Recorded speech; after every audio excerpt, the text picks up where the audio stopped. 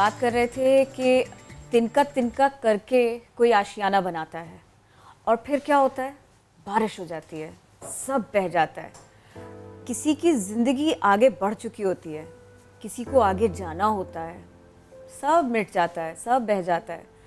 जहाँ खुशियाँ होनी थी वहाँ ऐसा कुछ ना हो सका। जो लोग सामान इकट्ठा कर रहे थे, वाकई तिनका तिनका इकट्ठा कर रहे थे, सब बह गया। जब 3 फीट 4 फीट 5 फीट पानी इस तरह से बारिश का जमा हो जाए, उसकी निकासी नामुमकिन हो जाए, फिर क्या होता है। अगर आप और मैं ये समझें कि ये जो वीडियो हम देख रहे हैं, लोग अपनी बाइक्स लेके, थोड़ा थोड़ा सामान लेके एक दूसरे का हाथ थामे आगे बढ़ रहे हैं और शायद इनकी इतनी दिक्कत है और इसके बाद ये सारी की सारी तकलीफ दूर हो जाएगी, ऐसा नहीं है, ऐसा नहीं हुआ। लोगों के मसाइल बढ़े और इस हद तक बढ़े कि उनको अपने अगले पिछले सारे दुख भूल गए और ये तकलीफ और ये गम उनको रुलाने के लिए, परेशान करने के लिए काफ़ी हो गया। कितना भी रिलीफ हो कम पड़ जाता है जब आपके घर में पानी भर जाता है और आपका सारा सामान खराब हो जाता है, बह जाता है। कई इलाकों में दर्दनाक कहानियां सामने आई, अलमियों ने जन्म लिया। सुरजानी में बहुत अफसोसनाक हुआ। कई अफसोसनाक दास्तानें यहाँ से सामने आई। बरसाती पानी ने सुरजानी की जुबैदा बीबी के अरमानों पर भी पानी फेर दिया। बेटी की शादी का सोचा, सामान तैयार किया, जहेज बनाया, शौक से बनाया, पाई पाई जोड़ कर बनाया और फिर वही हुआ कि जिसका डर था, या मैं ये कह देती हूँ वही हुआ जिसके बारे में हम में से किसी ने सोचा ही नहीं था। क्योंकि यहाँ पर उस तरीके से किरण बारिश होती नहीं है। लेकिन इस बात सिर्फ बारिश की नहीं थी, बात ये थी कि वहाँ पर निकासी का निज़ाम नहीं था। बात ये थी कि वहाँ पर गटर का गंदा पानी था। वो गटर का गंदा पानी बारिश के पानी से मिलकर घरों में दाखिल हुआ। फिर वो घर जो कि सिर्फ ग्राउंड फ्लोर पर थे, वहाँ पर जब एक गंदा पानी गया तो सारा का सारा सामान तबाह हो गया। ऐसे में जिस तरह किरण आपने बताया जुबैदा बीबी का कि उनकी बेटी जिनकी शादी थी, उन्होंने जहेज़ उनका तैयार किया, वो सारा सामान ख़राब हुआ। उनके पास और कोई ऑप्शन नहीं थी, वो घर छोड़ भी नहीं सकते थे, उनके पास और कोई आशाना था नहीं। वो छत पर चले गए, सामान तो ख़राब हो गया, छत पर रहने पर मजबूर कई दिन गुजर चुके हैं। उनकी परेशानी की बात भी आज हम करेंगे और शादी तक मनसूख करना पड़ गई, शादी तक मनसूख करना पड़ गई। एग्जैक्टली। जुबैदा बीबी ने हमें ज्वाइन किया है, उनकी बड़ी बेटी एनी वो साथ मौजूद हैं। अस्सलाम वालेकुम। थोड़ा सा बताइएगा, अब तो तकरीबन 1.5 हफ्ता हो गया ये बारिश हुई थी। बारिश का पानी तो चलो आया सो आया, वो गटर का गंदा पानी आया, वो बदबू वाला पानी आया जिसको आप लोग ने खुद निकाला।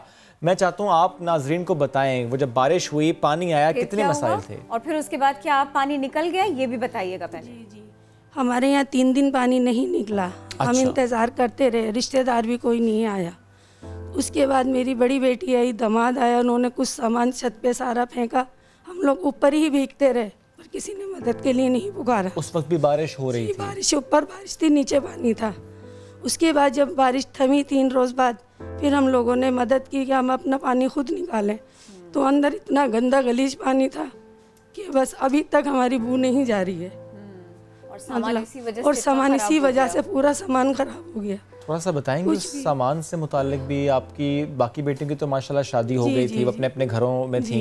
ये आपकी छोटी बेटी थी, इनके लिए सामान आपने कब, कितना अरसा लगा आपको सामान जोड़ते? 4 साल हो गए जमा किया था, क्योंकि 4 साल से मैं जमा कर रही थी। आपके बेड शीट ले ली, तो आपके रज़ाई गद्दे ले लिए, तो आपके ये ले लिया, के बर्तन ले आई, सब कुछ तबाह हो गया।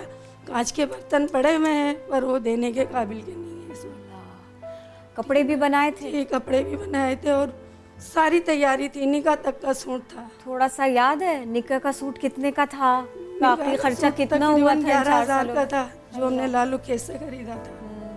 मतलब क्योंकि एक ही सूट ऐसा होता है कि जो नुमाया होता है लोगों में, गरीब आदमी के लिए। अम्मा, आपने क्या सोचा हुआ था कि मेरी बेटी की शादी इस दिन होगी ना तो मैं इतना खर्च कर सकती हूँ? मैंने ये सोचा क्या था? खर्च क्या सोचा था? मेरी बेटी की शादी होगी तो 3-3.5 लाख रुपए में खर्च हो जाएगा। गरीबी वैसे तो 5 लाख में शादी होती है जो सही सामान देते हैं।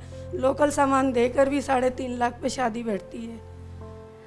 और लोकल सामान देकर। अम्मा, इसमें वो वाला सामान नहीं है जो आपका खराब हो गया, वो जहेज बिल्कुल अलग है। वो तो बस एक फर्नीचर नहीं आया था और कुछ इलेक्ट्रिक की चीजें नहीं आई थी, बाकी तो सभी वो भी पानी में बह जाता, वो भी गंदा हो जाता।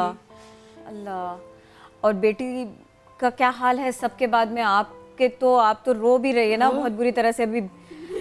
बेटी के घर पना ली हमने 4 दिन जाकर। जब ज्यादा शिद्दत बढ़ गई, मैं बीमार हो गई, तो फिर वहाँ पहुँचे हम लोग। जिस बच्ची का जहेज़ उसने देखा कि मेरी माँ ने, मेरी बहनों ने, मेरे बिल्कुल करीबी रिश्तेदारों ने इतनी मेहनत से, इतनी मुश्किल से जमा किया है, जब उस बच्ची ने ये देखा कि मेरा सारे का सारा ये सामान तो मुझे लेके गृहस्थी अपनी जानी थी, ससुराल जाना था, उसको रोना आया? बहुत अफसोस है उसे।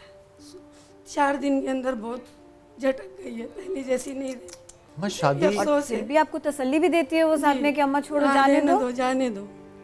वो तो कह रही थी अम्मी यहाँ भी नहीं जाओ, और जो मेरे नसीब में खाली हाथ रुखसत कर देना। और ये रोते हुए ही कहा है जी, ऐसी दुख तकलीफ में ही कहा है। ज़ाहिर है वो बेटी है, वो चाहेगी माँ की परेशानी कम हो, पर माँ तो माँ है, माँ तो परेशान होती है। शादी कब थी वैसे? शादी अभी थी 12 रबीउल अव्वल में। तो शादी फिलहाल आप लोगों रोक ने दी है। पोस्टपोन कर दी है। एनी, मैं आपसे भी बात करना चाहूँगा, माइक भी आप ले लीजिएगा। बड़ी बहन आप घर की, थोड़ा सा बताइएगा मुझे। ज़ाहिर 4 साल को थोड़ा वक्त तो होता नहीं है, आप भी ज़रा साथ जाती रही होंगी मार्केट, चीज़ें लेकर आना, कि छोटी बहन है, घर की आखिरी शादी है, उसमें अरमान भी पूरे करने हैं, और आपने बड़े प्यार से, बड़ी मोहब्बत से, छोटी बहन की भी ख्वाहिशात होंगी कुछ ना कुछ कि ये चीज़ लेनी है, ऐसा जोड़ा लेना है, ऐसा सामान लेना है, और आपके साथ जाती होंगी। थोड़ा सा शेयर करें। 4 साल बड़ा लंबा अरसा होता है, आपने थोड़ा थोड़ा करके सामान जोड़ा और एक लम्हा लगा वो सामान सारा का सारा एक खराब हो गया। सेकंड हम लोग ऊपर बैठकर ये सोच रहे थे, मैं अपनी जेठानी से कह रही थी कि देखो हम गंदे पानी में जाते नहीं है। थोड़ी देर बाद पता चला कि हमें इतने पानी में जाना पड़ेगा मम्मी लोगों को बचाने के लिए। और भाभी का भी फ्रिज वगैरह सब खराब हो गया। सिर्फ वो जहेज ही नहीं, जो घर का सामान था वो भी खराब हो गया। सब खराब हो गया। अभी भी अम्मी के टैंक में गंदा पानी है, वो पानी की जो मोटर है वो ख़राब है। मतलब पानी की मोटर भी नहीं चल सकती कि कुछ थोड़ा सा ज़िंदगी में सहूलत है, कुछ रोज़मर्रा का काम हो पाए? नहीं, कल भी गली में कपड़े धोए थे, कपड़े बर्तन गली में जाके धोने पड़ रहे हैं। महल्ले में घर में बहन ने कपड़े धोए थे, क्योंकि घर में है नहीं कोई पानी वगैरह का सिस्टम। ये तो बारिश की वजह से प्रॉब्लम हुई ना सारी की सारी। जी। मुझे ये बताइए कि आपके आम दिनों में आप लोगों का मामला कैसे चलता है? आम दिनों में कितना खर्चा होता है, सारा कुछ कैसे होता है, मुझे थोड़ा सा बताएंगे आप? एक ये आंसू इतनी आसानी से आंखों में नहीं आते। 3 दिन की बारिश से और सामान बह जाने से आंसू नहीं आते। तकलीफ तो बहुत पुरानी लगती है। घर पे कौन कौन है आपके, बताएं ना मुझे प्लीज। अम्मी है, बहन है, अब्बू हैं, अब्बू और एक भाई है। माँ जी माइक ले लीजिएगा, मुझे प्लीज़ बताइएगा। एक छोटा बेटा है मेरा, जो भी पढ़ रहा है। अच्छा, तो वैसे घर का जब हम बात करते हैं कि घर के रोज़गार की बात हम करते हैं, कमाने वालों की बात करते हैं, आपके शौहर क्या करते हैं? किस तरह से पहले आप लोगों ने मैनेज किया कि 5 बेटियों की शादी, और अभी आपने कहा कि छोटा बेटा तो पढ़ रहा है। मैं जॉब करती हूँ, आया की नौकरी कर करके मैंने सारी बेटियों को शादी की है। अच्छा, कुछ लोगों ने मदद करी, कुछ मैंने जमा किया। सही। तो मेरी 5 बेटियां इस तरह से रुखसत हो गई। 5वीं बेटी की शादी पे जब आया तो वो कहने लगे हमें रुकना नहीं है, रिश्ता ख़त्म करो या शादी करो। तो मैंने घर फरोख्त किया। अच्छा, उनकी शादी की, मैं किराए पे आ गई। किराए पे आने के बाद मुझे ये पिछले उसमें 10 सितंबर में शादी थी, पिछली सितंबर में शादी थी उस लड़की की। तो अब 1 साल के अंदर जो मेरे पास जमा पूंजी भी थी कि मुझे था कि मैं इसमें से इतना इसका कर दूंगी, तो फिर कुछ भी नहीं बच पाया इस वक्त। क्या कर सकती हूँ? और अब तो जॉब भी नहीं है मेरी। पहले आपकी जॉब भी नहीं है, तो भी फिर सिर्फ आपके शौहर वो क्या करते हैं? हमारे शौहर भी एक गवालियर के अंदर काम करते हैं, मजदूरी का। अच्छा, और वही एक वाहिद आपकी इनकम है? हाँ जी, वही जरिया है जो हमारे 16,000 रुपये आते हैं। और आपका एक ही छोटा बेटा है? जी, उसमें हम किराया भी भरते हैं, उसमें हम घर भी चलाते हैं। कुछ मैं कमा लाती हूँ, किसी की छठी निलाने, किसी की मालिश करने। इस वजह से मेरा थोड़ा गुजारा चलता है। बहरहाल ये गुजारा मुश्किल से चलता है। आपके बेटे का एक इंतकाल भी हो चुका, ऐसा भी हुआ? जी, बड़ा बेटा था वो? यूपी मोड़ पे जाते हुए उसका सलीम सेंटर। क्या उम्र में हुआ? 18 साल। जवान मौत, उसका जनाजा उठाया आपने। अल्लाह, ये तो हम बात करें किरण, इनकी ज़ाहिर है परेशानी की, पूरा वक्त जिस तरह का इनका परेशानी से गुजरता है, लेकिन हम कोशिश करेंगे कि इनके लिए कुछ आसानी का मामला हो, कोशिश ज़रूर करेंगे। बीवी और एनी हमारे साथ हैं, इनके कुछ मसाइल हमने आपके सामने रखे हैं, कुछ मसाइल और आपके सामने रखेंगे, लेकिन एक हल के साथ। लेकिन फौरी तौर पर हमें एक ब्रेक लेनी है, प्लीज़ हमारे साथ रहिए।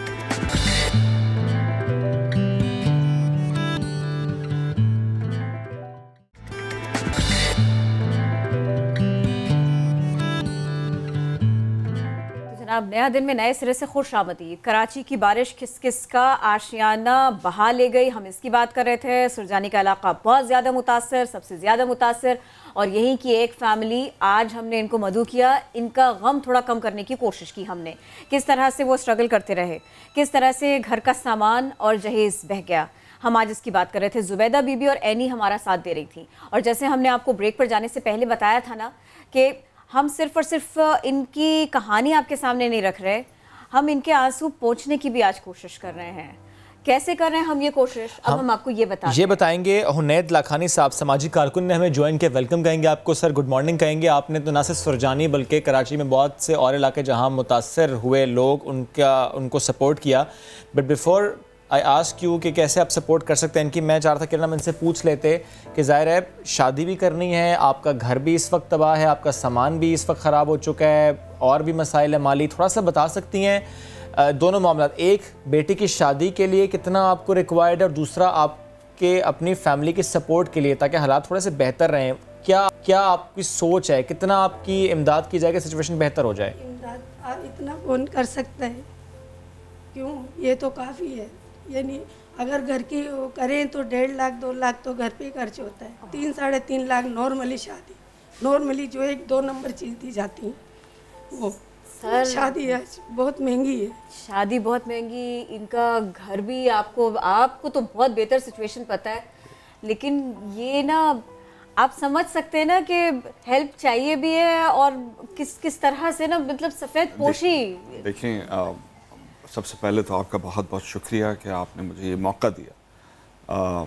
ये तो खुशकिस्मती होती है उस आदमी की जिसको अल्लाह ये इख्तियार दे दे कि तुम किसी की मदद कर दो। अल्लाह ही राज़िक है, वही हर जानवर को, हर कीड़े को पत्थर के अंदर भी रिस्क दे देता है। सो ये तो मैं समझता हूँ मेरी खुशकिस्मती है कि आप लोगों ने मुझे ये मौका दिया। और आपके प्रोग्राम के तवसत से मैं थोड़ा सा बता दूं हुसैन लखानी ट्रस्ट के बारे में। ये मैंने ट्रस्ट अपने वालिद साहब की आखिरी ख्वाहिश पे स्टार्ट किया जब उनको हॉस्पिटल नहीं मिल रहा था पाकिस्तान में। आपको पता है जब एक आदमी कैंसर की उस स्टेज पे हो, जब आपका इलाज नहीं हो सकता, तो उसको हॉस्पिस में डाल दिया जाता है, जहाँ पे सिर्फ जो उसके दर्द और तकलीफ़ को कम किया जाता है। बिकॉज आपको पता है कि आखिरी दिन है, पाकिस्तान में एक भी हॉस्पिस नहीं है। तो उन्होंने ख्वाहिश ये की कि बेहतरीन, मुल्क का जो सबसे बेहतरीन हॉस्पिस हो तुमने बनाना है। सो हमारा सिर्फ मकसद ये था कि हम हॉस्पिटल बनाएं। एजुकेशन में मेरा एक्सपीरियंस है, जैसे कि आपको पता है, और सोशल वर्क जो है वो वहाँ पे कदम खुद ब खुद बढ़ते हैं। तो इसलिए जब वक्त आया तो मैं सैलाब, ज़लज़ला और अभी बारिशों में भी वहाँ पे गया। जो वहाँ पे हालत देखी उसमें जिस तरह इनकी आंखों में आंसू हैं, उस तरह हर घर वाले की आंखों में आंसू हैं। बेशुमार किसी का अगर एक सोफ़ा भी डूबा है और गंदा हुआ है तो वो सोफ़ा उसने 10 दुकानें घूम के जो है पसंद किया था और पैसे महीनों जमा करके ख़रीदा था। सो बच्ची की शादी जो है ये एक बहुत बड़ा फरीज़ा होता है माँ के ऊपर, बाप के ऊपर, कि उसके लिए जमा करे, पूरी लाइफ जमा करते। आपका ये हमारा काम तो नहीं है हुसैन लखानी ट्रस्ट का, लेकिन आपकी वजह से ये काम हमने स्टार्ट किया आज, और इंशाल्लाह इनके जो भी अखराजात हैं वो मैंने जो है बात कर ली आरिफ लखानी साहब से, और वो मैंने स्पॉन्सर कर दिया है। सो हुसैन लखानी ट्रस्ट की तरफ से हो जाएगा। लेकिन मैं एक और बात कहना चाहता हूँ, चूँकि आपके इतने सारे लोग, कैमरामैन जो हैं तमाम फील्ड के अंदर होते हैं, आपका प्रोग्राम हर महीने 1-2 लोगों को आइडेंटिफाई करता है, तो आपके प्रोग्राम की वजह से आज इस नए दिन में, और मैं ये ख्वाहिश करता हूँ कि हुसैन लखानी फाउंडेशन में लॉन्च कर दूँ, और आपको ही मैं ये रिस्पॉन्सिबिलिटी देता हूँ कि आप जितने लोग आइडेंटिफाई करें उन तमाम के लिए मैं स्पॉन्सरशिप करता हूँ कि आई विल डू इट इंशाल्लाह। चाहे रोज़ाना एक करें, चाहे आप ज़्यादा करें। और बहुत सारे लोग मुझे मिले वहाँ पे जिनकी बच्चियों के जहेज़ जो है वो डूब गए थे। तो वहाँ पे मेरे पास बहुत बड़ी जगह है हुसैन लखानी हॉस्पिटल के अंदर, वहाँ पे मैं इज्तिमाई शादी का अरेंजमेंट कर लूँगा। तो आप बेशक 100 बच्चियाँ हों, बेशक ज़्यादा हों, आप आइडेंटिफाई करें, उन सब की शादी हम वहाँ करा देंगे, सबके जहेज का इंतज़ाम हम कर लेंगे। ज़बरदस्त। So now it's on your shoulders. Your shoulders. आप 100 लोग आइडेंटिफाई करें, आप 200 लोग आइडेंटिफाई करें, लगेगा सबके जहेज का, सबके खाने का, सबके इंतजामात हमारे ऊपर। ये तो सवाब का काम है। अम्मा अभी आप मुतमईन हुई, सर देखिए कितनी अच्छी बात कर रहे हैं, और सिर्फ एक बेटी नहीं और भी बहुत सारी बेटियों के लिए कर रहे हैं। खुश रहें, मुतमईन है, सलामत रहिए। सर ये तो आप लोग कर ही रहे ना, देखिए अल्फाज नहीं मिलते, गम में अल्फाज अगर मिल भी जाए ना, खुशी में अगर इंसान कोशिश करे ना, कभी कभी अल्फाज नहीं मिल रहे होते। अभी बहुत रो रही थी आपके आने इन्हीं से की पहले दुआओं की वजह से ये और भी हो सकेगा इंशाल्लाह। हज़ारों बच्चियों की शादियाँ हो इंशाल्लाह। सकेंगी। आप बस दुआ करें और सबकी भी अल्लाह हमें मौका दे के खिदमत करें इंशाल्लाह। सर सॉरी किरण, मैं इनसे जानना ये भी चाह रहा हूँ 5 बार मैं आपके साथ कर चुकी हूँ, इस बार आप करिए। It's okay. हुनैद साहब, आप लोगों ने तो हॉस्पिटल भी स्टार्ट किया और हमने कुछ वीडियोस देखी, वहाँ पर भी पानी आ गया था। थोड़ा सा वो भी शेयर करें, क्योंकि आप लोग तो कोरोना की सिचुएशन में भी बहुत बढ़ चढ़ कर काम कर रहे थे। देखिए बड़ी मुश्किलों से हमने कोरोना का सेंटर बनाया था और लाखों करोड़ों रुपए के इक्विपमेंट्स थे। जो एक्सरे मशीन है 10-12 लाख की, दूसरी एक्सरे मशीन 10-12 लाख की, फिर ऑक्सीजन प्लांट, फिर ये जो नेगेटिव प्रेशर का सिस्टम होता है, एक वेंटिलेटर जो है वो 10-10 लाख रुपए का होता है। तो वो सारा जब पानी आया वो इतनी तेज़ी से 4-5 फीट ऊपर तक चला गया कि बहुत सारे कंप्यूटर्स, बहुत सारे इक्विपमेंट्स ख़राब हो गए। लेकिन अल्लाह ने करम किया। देखिए ये भी मेरी तो कोई औकात नहीं है कि मैं ये बनाता, अल्लाह ने वसीला बनाया और सारी चीज़ें हो गई। और मैं आपको बताऊं 2 दिन लगे। लकीली मैं वहाँ पे था, बहुत सारा इक्विपमेंट हमने उठा के फर्स्ट फ्लोर पे ले गए और 2 दिन के अंदर दोबारा साफ हो गया, बहुत सारा इक्विपमेंट बच गया और दोबारा से वी आर ऑन। अब ऑपरेशनल है हॉस्पिटल दोबारा से। बट देखिए प्रोग्राम के तवसत से मैं बात कहना चाहता हूँ कि ये बेशक कुदरती आफत है और ये आफत सिर्फ यहाँ पे नहीं है। अभी आपने दिखाया पूरे मुल्क के अंदर जो है सैलाब आ रहा है। इसमें एक खजूर भी, बल्कि आधी खजूर भी कोई देगा वो सदका होगा। हर आदमी को ये सदका करना चाहिए। ये कारोबार है, ये कारोबार अल्लाह के साथ है। अल्लाह कहता है कौन जो है 1000 कारोबार से। सो बेसिकली हम खुशकिस्मत हैं कि हमें ये मौका अल्लाह दे दे। अपनी नीयत रखनी चाहिए और अल्लाह नीयत पे ही देता है। दूसरी बात मैं ये कहूँगा कि ये अगर जैसे सुरजानी टाउन की बात हुई, इनके एरिया में पानी आने की वजह जो है ये इस साल नहीं हर साल आता है। वजह ये कि ड्रेनेज सिस्टम ही नहीं है और ये रिस्पॉन्सिबिलिटी हमारी है, हुकूमत की है कि ये सारी फैसिलिटीज़ लोगों को दे। ये लोग गरीब इतने ज़्यादा हैं इसलिए क्योंकि इनको आगे बढ़ने के मौके हमने नहीं प्रोवाइड किए। कि हर साल जब थोड़ा सा ये आगे बढ़ते हैं तो ऐसी एक आफत आती है और ये बहुत पीछे चले जाते हैं। गुर्बत की वजह जो है ये हुकूमत है और ये करप्शन है हुकूमत की। हमें ये अगर हम ठीक कर दें ना तो ये शहर भी बाकी शहरों की तरह जो पोर्ट सिटीज़ हैं दुनिया की उसकी तरह फलेगा फूलेगा और इनकी इनकम आज लोगों को हेल्प कर पाएंगे और ज्यादा परेशान हेल्प की जरूरत ही नहीं होगी। देखिए अगर इनकी 16,000 इनकम है वो 1,60,000 हो जाएगी अगर हमारा शहर आगे बढ़ रहा होगा। सो इसके लिए हमें शहर के ऊपर खुलूस नीयत के साथ काम करना होगा। हुनैद साहब आप तो माशाल्लाह काम करें। वैसे इस काम के दौरान आप जिस तरह नया नाज़माबाद भी गए होंगे, आप नॉर्थ नाज़माबाद भी गए होंगे, आप सुरजानी टाउन भी गए होंगे, जहाँ जहाँ पे इस वक्त बारिश की तबाही थी, गवर्नमेंट नज़र आई थी? गवर्नमेंट ने समाजी इदारों के साथ कोई कोऑर्डिनेशन की थी? जैसे हमने देखा जीरो व्हाट्सएप। देखिए ना हर जगह से बल्कि उन्होंने तो फ़ोन बंद कर दिए थे। अच्छा, सारे के सारे लोग भाग गए थे। ना सिर्फ इधर बल्कि क्लिफ्टन डिफेंस में भी लोगों ने फ़ोन बंद कर दिए थे। सो मैं किसी एक को नहीं, मैं कहता हूँ ना तो दर्द है लोगों में, ना उनकी रिस्पॉन्सिबिलिटी का उनको ख्याल है। एक गटर भी अगर खुला होता है तो उसमें कोई साइकिल वाला गिर जाता है, कोई बच्चा गिर जाता है, कोई आदमी को चोट लगती है, हम सबकी गाड़ियाँ उसमें ख़राब हुई हैं। और ये कोई बहुत ऐसा काम नहीं है कि कर नहीं सकते। पूरी दुनिया में कहीं पे गटर खुले नहीं होते। Y are city? सो हमें अब थोड़ा सा सबको मिलके जो है ना आवाज़ उठानी पड़ेगी, अदरवाइज ये चीज़ें ठीक नहीं होंगी। इतनी आवाज़ तो उठा रहे हैं साहब, तो डीएचए क्लिफ्टन से भी आवाज़ें उठ रही हैं। आवाज़ उठने की वजह से ही देखिए ना आज पूरा मुल्क जो है कराची के ऊपर तवज्जो दे रहा है। बिल्कुल। और ये इनफ इज़ इनफ ना, हर कोई तक आ गया। आज chief of army staff is है, प्राइम मिनिस्टर इज़ है, सो दे विल डिसाइड कि ये शहर को सिंगापुर अगर बन सकता है तो क्यों नहीं बना रहे हम लोग। और अब तो कहा गया कि 3 साल में हो जाएगा काम। मैं एग्जैक्टली यही कहना चाह रही थी कि पहले काम कर नहीं रहे थे और अब काम करना पड़ेगा, ऐसी सिचुएशन बन गई है। यस करना पड़ेगा और जब रियासत डिसाइड कर लेती है ना तो हो जाती हैं चीज़ें। जैसे हमारे यहाँ से ये टॉर्चर सेल्स ख़त्म हो गए, पर्ची माफिया ख़त्म हो गई, टेररिज्म ख़त्म हो गया उसी तरह ये जो है करप्शन भी ख़त्म होगी और डेवलपमेंट भी होगी इंशाल्लाह। बहुत अच्छे टास्क के लिए आप काम कर रहे हैं, बहुत अच्छे टास्क के लिए आप आए और इतने पुरज़्म आप हैं। हम अपना काम बड़ा आगे बढ़ के करते हैं। जज़ा दे इसकी, आपकी वजह से हुसैन लखानी फाउंडेशन स्टार्ट हुई है, आज के दिन स्टार्ट हुई है और जितनी शादियां होंगी उन सब का सेहरा आपके सर पे जाएगा, आपके सर पे जाएगा, आपके टेलीविजन चैनल और इसके मालिकान को इसका सवाब मिलेगा। अब आपके ऊपर है, आप 100 बच्चियां ढूंढते हैं या 1000 बच्चियां ढूंढते हैं। सर हम काम कर रहे हैं इसके ऊपर। अल्लाह सबको अच्छा काम करने की तौफीक अता फरमाए। Thank you so very much, आप हमारे साथ थे। अल्लाह हम सब के हाल पे रहम करे। बहुत लोग हमारे साथ हैं, हमने अपना काम करने की कोशिश की आप लोगों के सिलसिले में। अब थोड़ा जल्दी से हम आगे भी बढ़ते हैं। ये तो एक मामला ऐसा था कि इसको हमने कुछ काम इस सिलसिले में करने की कोशिश की, कुछ हमें नया टास्क मिला है, हम उसके ऊपर भी काम करेंगे इंशाल्लाह ताला। लेकिन साथ के साथ हम एक और काम भी करते हैं। हम आपके लिए जो कुछ आपकी नज़र से यूं करके गुजर जाए और आपको तफसील ना पता चले, हम उसकी तफसील आपके सामने रख देते हैं। चाहे वो कोई खबर हो, चाहे वो कोई खातून हो, कोई फर्द हो, कोई उन्होंने अच्छा काम किया हो। बिल्कुल जी, सरहदों की बंदिश से आज़ाद है जिनकी आवाज़, उनकी हम बात कर रहे हैं। पाकिस्तान और भारत में यकसा हैं जिनके परस्तार, जन्नत नज़ीर मकबूजा वादी।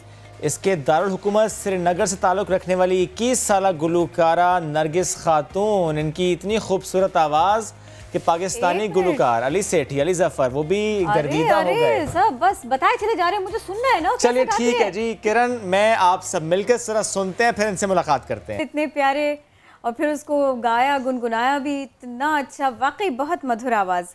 तो सिर्फ ये आवाज़ नहीं, हम तो आपकी मुलाकात भी करवा रहे हैं नरगिस से। अस्सलाम वालेकुम, कैसी हैं आप?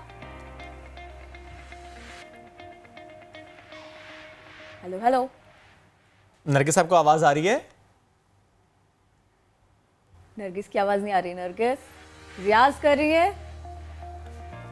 मुझे ऐसा लग रहा है कुछ। अच्छा देखिए, कनेक्शन में थोड़ा सा प्रॉब्लम है और साथ में ये है कि मुझे अभी भी यही लग रहा है कि कुछ ना रियाज चल रहा है। नरगिस कनेक्ट हो गए। नरगिस गुड मॉर्निंग कहेंगे।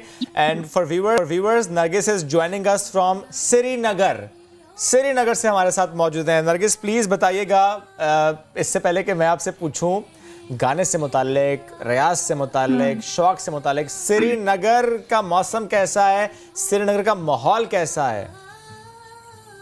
श्रीनगर का मौसम बहुत ज्यादा गर्म है। It's very hot these days. Okay, मतलब पहले होता नहीं था इतना। अच्छा, और ये भी बताइएगा कि गा तो आप माशाल्लाह बहुत अच्छा रही हैं, बड़ी प्यारी आवाज़ है। सीखा कैसे, मुझे बताएं। रियाज कब से कर रही हैं, सीखा कैसे, किससे, थोड़ा सा बताएं ना। अच्छा, तो वैसे फॉर्मली तो ट्रेनिंग नहीं हुई है, तो मैं बचपन से ही गा रही हूँ। Like I have been singing all my life, so it's just experiences जो होते हैं हमारे सही दूसरे म्यूजिशियंस के साथ या फिर internet and all, that's how I am learning. और अब आपको पता है आपको किस किस ने कितना अप्रिशिएट किया है? सेलिब्रिटीज हैं, हाँ, मैं अभी थोड़ा सा उसी शौक में हूँ कुछ टाइम से। शौक में यानी अली सेठी, अली जफर और फनकार जो इतना आपको सराह रहे हैं, आप शौक में हैं। थोड़ा सा बताएं ना, किस किस का आपको मालूम है? हो सकता है कुछ मैं बता दूं आपको, नहीं उन्होंने भी कहा कि बहुत अच्छा गा रही हैं। अच्छा, मुझे एक्चुअली जब अली जफर सर का ट्वीट आया था तो मैं तो बहुत शौक में हो गई, ये कैसे हो गया। और उनका बहुत ज़्यादा फ़ैन फॉलोइंग है हर जगह पे। तो अभी जो दूसरा दिन था, I think it was evening time, और मैं अभी उसी शौक में हूँ कि यही हो गया। एकदम से मुझे नोटिफिकेशन आ रहा है, Sushmita Sen retweeted your video and all. तो मैंने क्या किया, मैंने पहले उसका स्क्रीनशॉट लिया। तो मैं सोच रही हूँ कि मुझे मत दिख रहा है इससे, ये तो पहले मैं बाद में यकीन कर लूँ कि नहीं सच में था। तो मुझे कुछ समझ ही नहीं आ रहा था, पर वेरी क्रेजी फीलिंग। और ये बताइए कि अच्छा गाने के लिए क्या मतलब, क्या ज़रूरी, क्या क्या लगता है आपको? बस यूं ही ऐसे गुनगुनाना शुरू कर दिया, या फिर श्रीनगर के नज़ारे ऐसे हैं, आसपास का माहौल इतना खूबसूरत है, किसी का भी दिल चाहे कि या तो अच्छा गाना गाए या अच्छा गाना सुने? मेरे हिसाब से मुझे लगता है कि चाहे कोई भी आर्ट फॉर्म हो, I think a person is born with it. तो मुझे नहीं लगता कि जिस भी इंसान में कोई भी कुछ भी क्रिएटिविटी होती है, कोई भी ऐसी सलाहियत होती है, तो वो हम उसको सिखा सकते हैं, हम उसको पॉलिश कर सकते हैं। मुझे लगता है कि everyone is born with it. तो या तो हम कभी कोई जल्दी डिस्कवर कर लेता है कि मुझ में ये चीज़ है, किसी को टाइम लगता है या किसी को कहीं और से रियलाइजेशन मिलता है, लेकिन फिर उसको वो पॉलिश कर सकते हैं आगे या और सीख सकते हैं। लेकिन मुझे नहीं लगता कि जिस इंसान के अंदर बॉर्न क्रिएटिविटी कुछ ना हो तो फिर हम उसमें एकदम से फीड करें आर्ट। घर पे कौन कौन है और कौन आपका सबसे ज्यादा फैन है? किसको आपकी आवाज सबसे अच्छी लगती है? तो नहीं पता। घर पे मेरे पापा है और मतलब मेरा एक भाई है और मेरी दादी है, मेरे अंकल है, मेरी चाची है, मेरे कजिन्स है, सब है। अच्छा, ये बताएं वैसे गुलवकारी के अलावा और क्या क्या शौक हैं? और मुझे लिखने का शौक है। ओके, मतलब गाने लिखने के बगैर मैं गजलें वगैरह लिखती हूँ कभी। जबरदस्त। और मुझे खाने का शौक है। अच्छा, खाने का या पकाने का? खाने का, पकाने का बिल्कुल भी नहीं। कश्मीर के खाना पकाना दूसरी कंट्री से थोड़ा मुख्तलिफ होता है, तो टिपिकल वहीं के खाने अच्छे लगते हैं आपको? क्या अच्छा लगता है? नहीं, वैसे मैं यहाँ का तो वाजवान है हमारा speciality, but I am not into it. But मुझे कुछ भी सस्ता टिकाऊ सा चाहिए। सस्ता और टिकाऊ, क्या बात है, क्या बात है। मुझे ये बताएं नरगिस कि इतनी पजीराई के बाद जब लोग इतना सराह रहे हैं, और ये जस्ट नॉर्मल फैंस नहीं होते ना, ये तो अली ज़फ़र हैं, अली सेठी, हमने सुष्मिता का नाम लिया, यूएई के भी कुछ लोग हैं वो भी बहुत ज़्यादा आपको अप्रिशिएट कर रहे हैं, तो आपकी ख्वाहिश है कि अब इतना अप्रिसिएशन मिला है आपको तो आप इसको बिल्कुल एज प्रोफेशन लेकर आगे चलें, आपके कॉन्सर्ट्स हों, इंटरनेशनल कॉन्सर्ट्स हों, आप परफॉर्म करें? प्रोफेशन लेकर तो चल रहे कई साल से, बट मे बी अब और डिटर्मिनेशन बढ़ता है, इंसान को जो वैलिडेशन मिलता है अमेजिंग लोगों से, तो आपको लगता है नहीं आप सही डायरेक्शन में जा रहे हो, और एप्रिसिएशन मिलता है, लाइक आपका कॉन्फिडेंस बढ़ जाता है। ओके, और अगर आपसे ये पूछा जाए कि आप किसके साथ लाइव परफॉर्म करना चाहते हैं, किसके साथ स्टेज शेयर करना चाहती हैं, वो कोई पाकिस्तानी सिंगर भी हो सकता है, वो कोई इंडियन आर्टिस्ट भी हो सकता है, वो किसी और मुल्क से भी ताल्लुक उसका हो सकता है, आपकी ख्वाहिश क्या है? ऐसे तो मेरा ड्रीम वगैरह नहीं है, लेकिन जिसके साथ भी होगा अच्छा ही होगा। तो आपके फेवरेट कौन है पाकिस्तान में? वैसे ही बता दें, अली सेठी वो अच्छे लगते हैं आपको? और कुरतुल ऐन बलोच, ओके, जावेद बशीर साहब, ये मेरे पाकिस्तान के फेवरेट। लास्ट नाम तो खास तौर पे हमें भी बहुत पसंद है। तो आप थोड़ा सा जो हमारे जो क्लासिक सिंगर्स हैं उनको नहीं सुनती आप? उनमें मैं जावेद बशीर साहब को और अकबर अली साहब। चलें, अब आप एक काम करें मेरे लिए, पहले मुझे अच्छा चलिए ये बताइए, आप काम ये है कि अब आपको ना मैडम नूरजहां को सुनना पड़ेगा उनको सुनिएगा, क्योंकि हमने जो सुना है बहुत कम सुना। अरे क्या गजब किया आपने, फिर कैसे पता चलेगा कि गाना गाते हुए मुस्कुराते कैसे हैं और आंसू पी के कैसे गाते हैं? आपको पता है मैडम नूरजहां को तो लता मंगेशकर भी मानती हैं, पता है आपको ये वाली बात? जी बिल्कुल।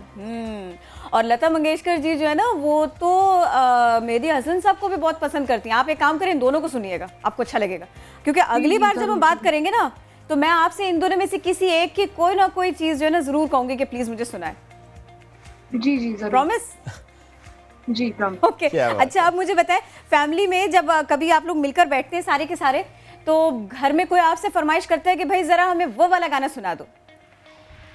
नहीं, मेरे घर में ऐसा नहीं होता है। मतलब यहाँ पे ऑलमोस्ट 90% लोगों की अच्छी आवाज है, तो सब गुनगुनाते रहते हैं। अच्छा, लेकिन हमारे पास इस वक्त आप है तो हम तो आपसे सुनेंगे। अगर आप कोई गिटार भी आपके पास रखा हुआ, अगर हो जाए गिटार और लगाएं सुर, तो क्या ही बात है, हमें अच्छा लगेगा।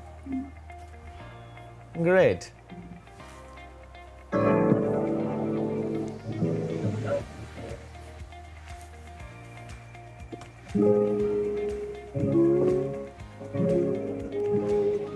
ओके, तो ये गजल है अली सेठी साहब की, जिसको बहुत एप्रिसिएशन मिला था, उनसे भी यही गाऊंगी।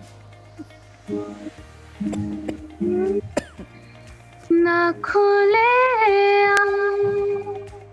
अगर ख्वाब है तो ख्वाब सही,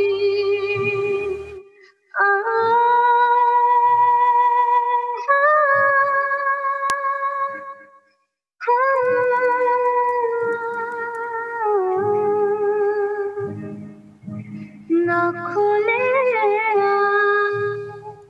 अगर ख्वाब है तो ख्वाब सही, ये मुलाकात बड़ी देर के बाद आई है, ना बड़ी देर के बाद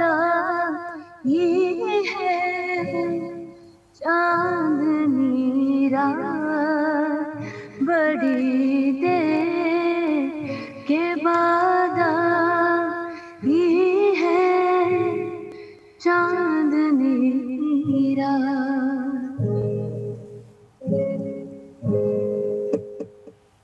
जबरदस्त। और नरगिस, सवेरे सवेरे चांदनी रात याद दिलाई आपने। मेरा ख्याल है यही वो वीडियो थी यही वो वीडियो थी जो कि अली सेठी साहब ने ट्वीट की थी, जिसके बाद या शेयर की थी। उसके बाद आपको फिर बहुत ज़्यादा मैसेजेस आना शुरू हो गए थे फ्रॉम पाकिस्तान, इंडिया, यूएई। पहला पाकिस्तान की तरफ।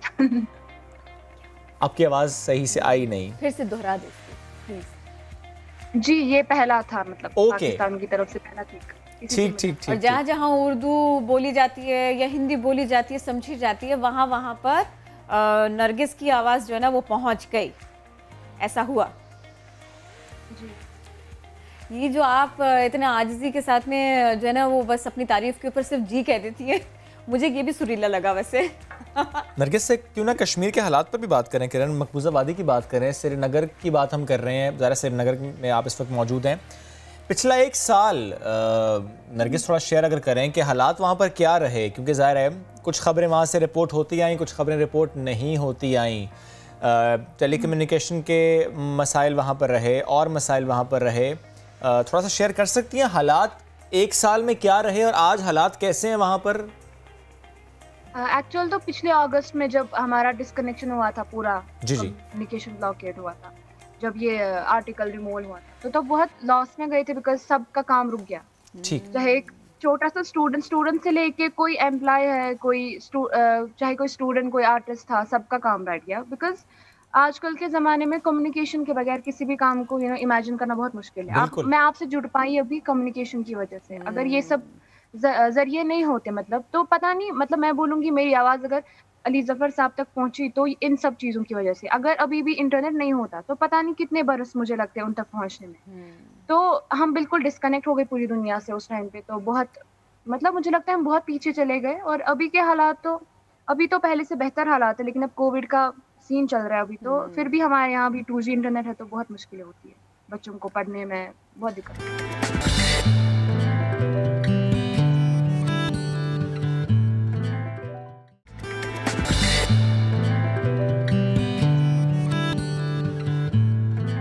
खबरदार करें पेरेंट्स को, वालिदैन को, बच्चों को जब तेज़ बुखार में झटके लगने की सी कैफियत हो या फिर मौसमी नज़ला या ज़ुकाम, इसका ठीक तरह से इलाज ना हो तो ये ख़तरनाक हो सकता है। दिल के अमराज में मासूम बच्चे मुब्तला हो सकते हैं।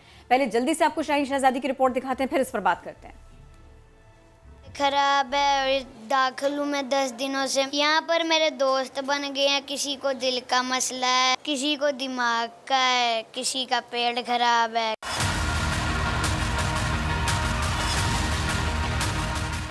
फैसलाबाद में बच्चों की बड़ी इलाज का चिल्ड्रन अस्पताल, जहां पर आजकल अमराज दिल के मरीजों की तादाद में मुसलसल इजाफा हो रहा है।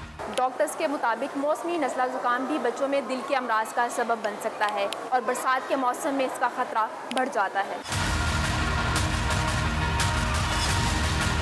इसे नज़ला ज़ुकाम और खांसी थी, बाकी हॉस्पिटल वालों ने कहा इसे निमोनिया है।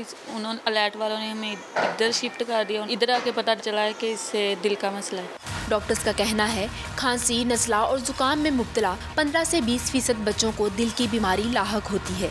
ये जो सीज़न है सितंबर, अक्टूबर, नवंबर का, इसमें ख़ास तरह के फ़्लू या खांसी, नज़ला, ज़ुकाम जो है वो दिल के पट्टों पे या दिल पर असर कर जाते हैं, जिसकी वजह से दिल में इन्फेक्शन होने का ख़तरा होता है। बच्चे का सांस तेज़ हो जाता है, वो दूध नहीं पीता, ज़्यादा रोता है और उसकी दिल की धड़कन जो है वो 200 से ज़्यादा हो जाती है।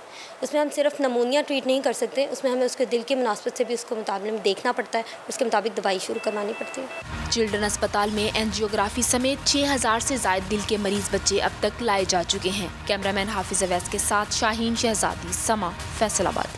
तो इसी सिलसिले में बात करेंगे माहिर अमराज़ क़ल्ब डॉक्टर उस्मान रशीद हमको ज्वाइन कर रहे हैं। अस्सलाम वालेकुम डॉक्टर साहब, ये बताइए, ये तो बड़ा परेशान कर देने वाली बात है।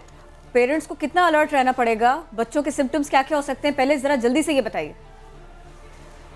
जी अस्सलाम वालेकुम। मैं ये कहना चाह रहा हूँ कि जो मौसम की आजकल नज़ला ज़ुकाम वायरल इन्फेक्शंस होती हैं, इसमें जो नॉर्मल जैसे ये 3 मंथ है हमारे पास, सितंबर, अक्टूबर और नवंबर, इनमें हमारे पास जो दिल की इन्फेक्शन के चांसेस हैं वायरल इन्फेक्शन की वजह से वो बढ़ जाते हैं।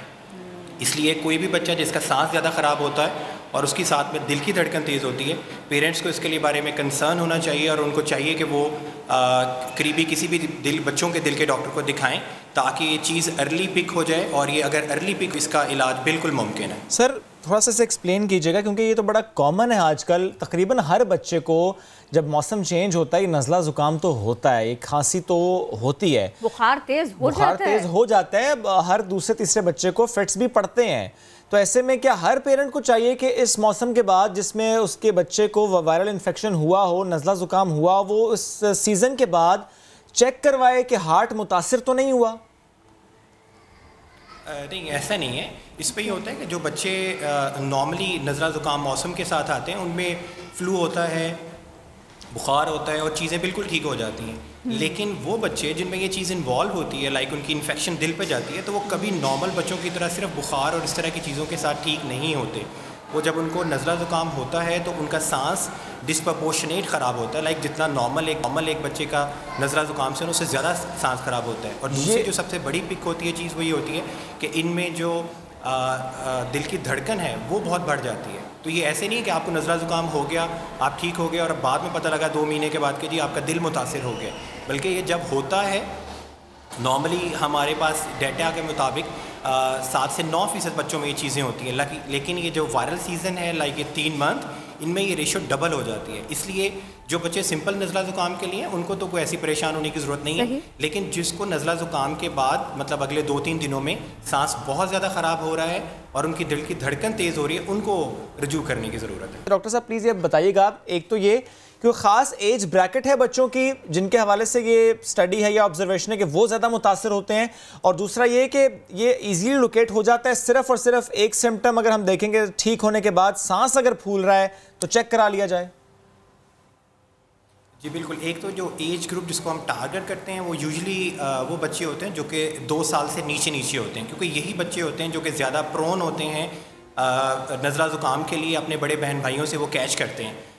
दूसरा ये जो आपने पूछा कि जी इनमें सिर्फ तेज़ सांस ही अकेला काफ़ी है, उसमें ये होता है कि एक बच्चा जिसका सांस आपको लग रहा है कि वो डिस्प्रपोर्शनेटली राइज हो रहा है और वो ठीक नहीं हो रहा, तो उसमें सिंपल सा आप एक टेस्ट है, आप चेस्ट एक्सरे करवाते हैं।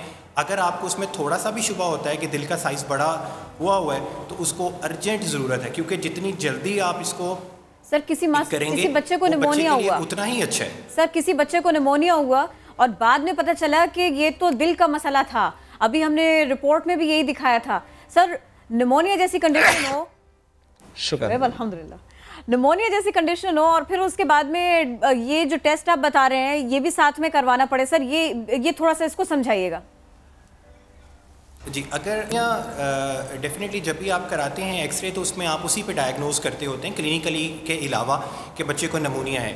और अगर ये है कि आपने एक्सरे कराया है और उसमें आपको थोड़ा सा भी शुबा है कि आपके दिल का साइज़ थोड़ा सा बढ़ रहा है, तो उसके लिए आपको ज़रूरी बच्चों के दिल को डॉक्टर को दिखाना चाहिए या किसी ऐसी फैसिलिटी में जाना चाहिए जैसे चिल्ड्रन हॉस्पिटल फैसलाबाद है, फैसलाबाद के लोगों के लिए, जहाँ के आपके दिल का शोबा मौजूद है। उस पर यह है कि आप जब हम एकोकार्डियोग्राफी करके देखते हैं और उस पर कन्फर्म हो जाता है और अर्ली पिक वो जिस तरह मैंने बताया कि बहुत इंपॉर्टेंट है इसके ऊपर बात करना, इसीलिए हमने आज इस टॉपिक को इंक्लूड भी किया। बेहद शुक्रिया।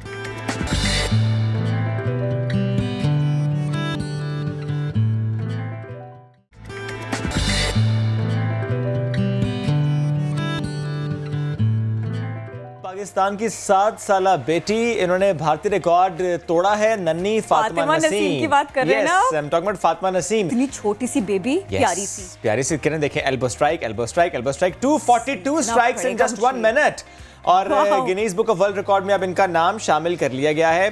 अच्छा, इससे पहले आई थिंक जिनका रिकॉर्ड था क्या है ये तो पूछेंगे, इनके वालिद से भी पूछेंगे, because he himself is a record holder as well. Martial art master Rashid Naseem कई रिकॉर्ड अपने नाम कर चुके हैं। आज राशिद नसीम साहब भी साथ मौजूद हैं, फातिमा भी साथ मौजूद हैं, दोनों को हम कहते हैं गुड मॉर्निंग। कैसे हैं आप दोनों?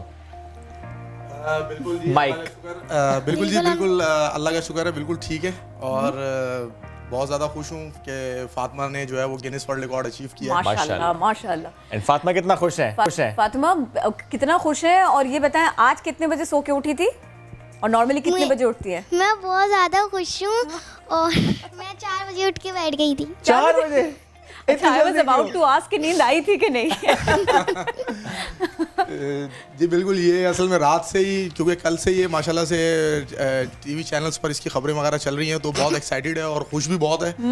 और मुझे कह रही थी कि पापा देखें मैंने आपका नाम जो है ना वो ऊंचा कर दिया है। क्या बात। और आपकी तरह मैं भी गिनीज वर्ल्ड रिकॉर्ड होल्डर बन गई हूँ। तो माशाल्लाह माशाल्लाह। ये मुझे बताएं, फिर आपने सोचा नहीं कि प्रैक्टिस तो कराते हैं आप, अच्छी तरह से ना सिखा तो रहे हैं, इनाम क्या दिया आपने, ट्रीट क्या देंगे वो बताएं। ये तो फातिमा बताएगी मैं इसको क्या इनाम देने। क्या बाबा को क्या कहा आपने कि आपको क्या चाहिए? ये कह रहे थे मैं आपको मोबाइल आएगा मेरा।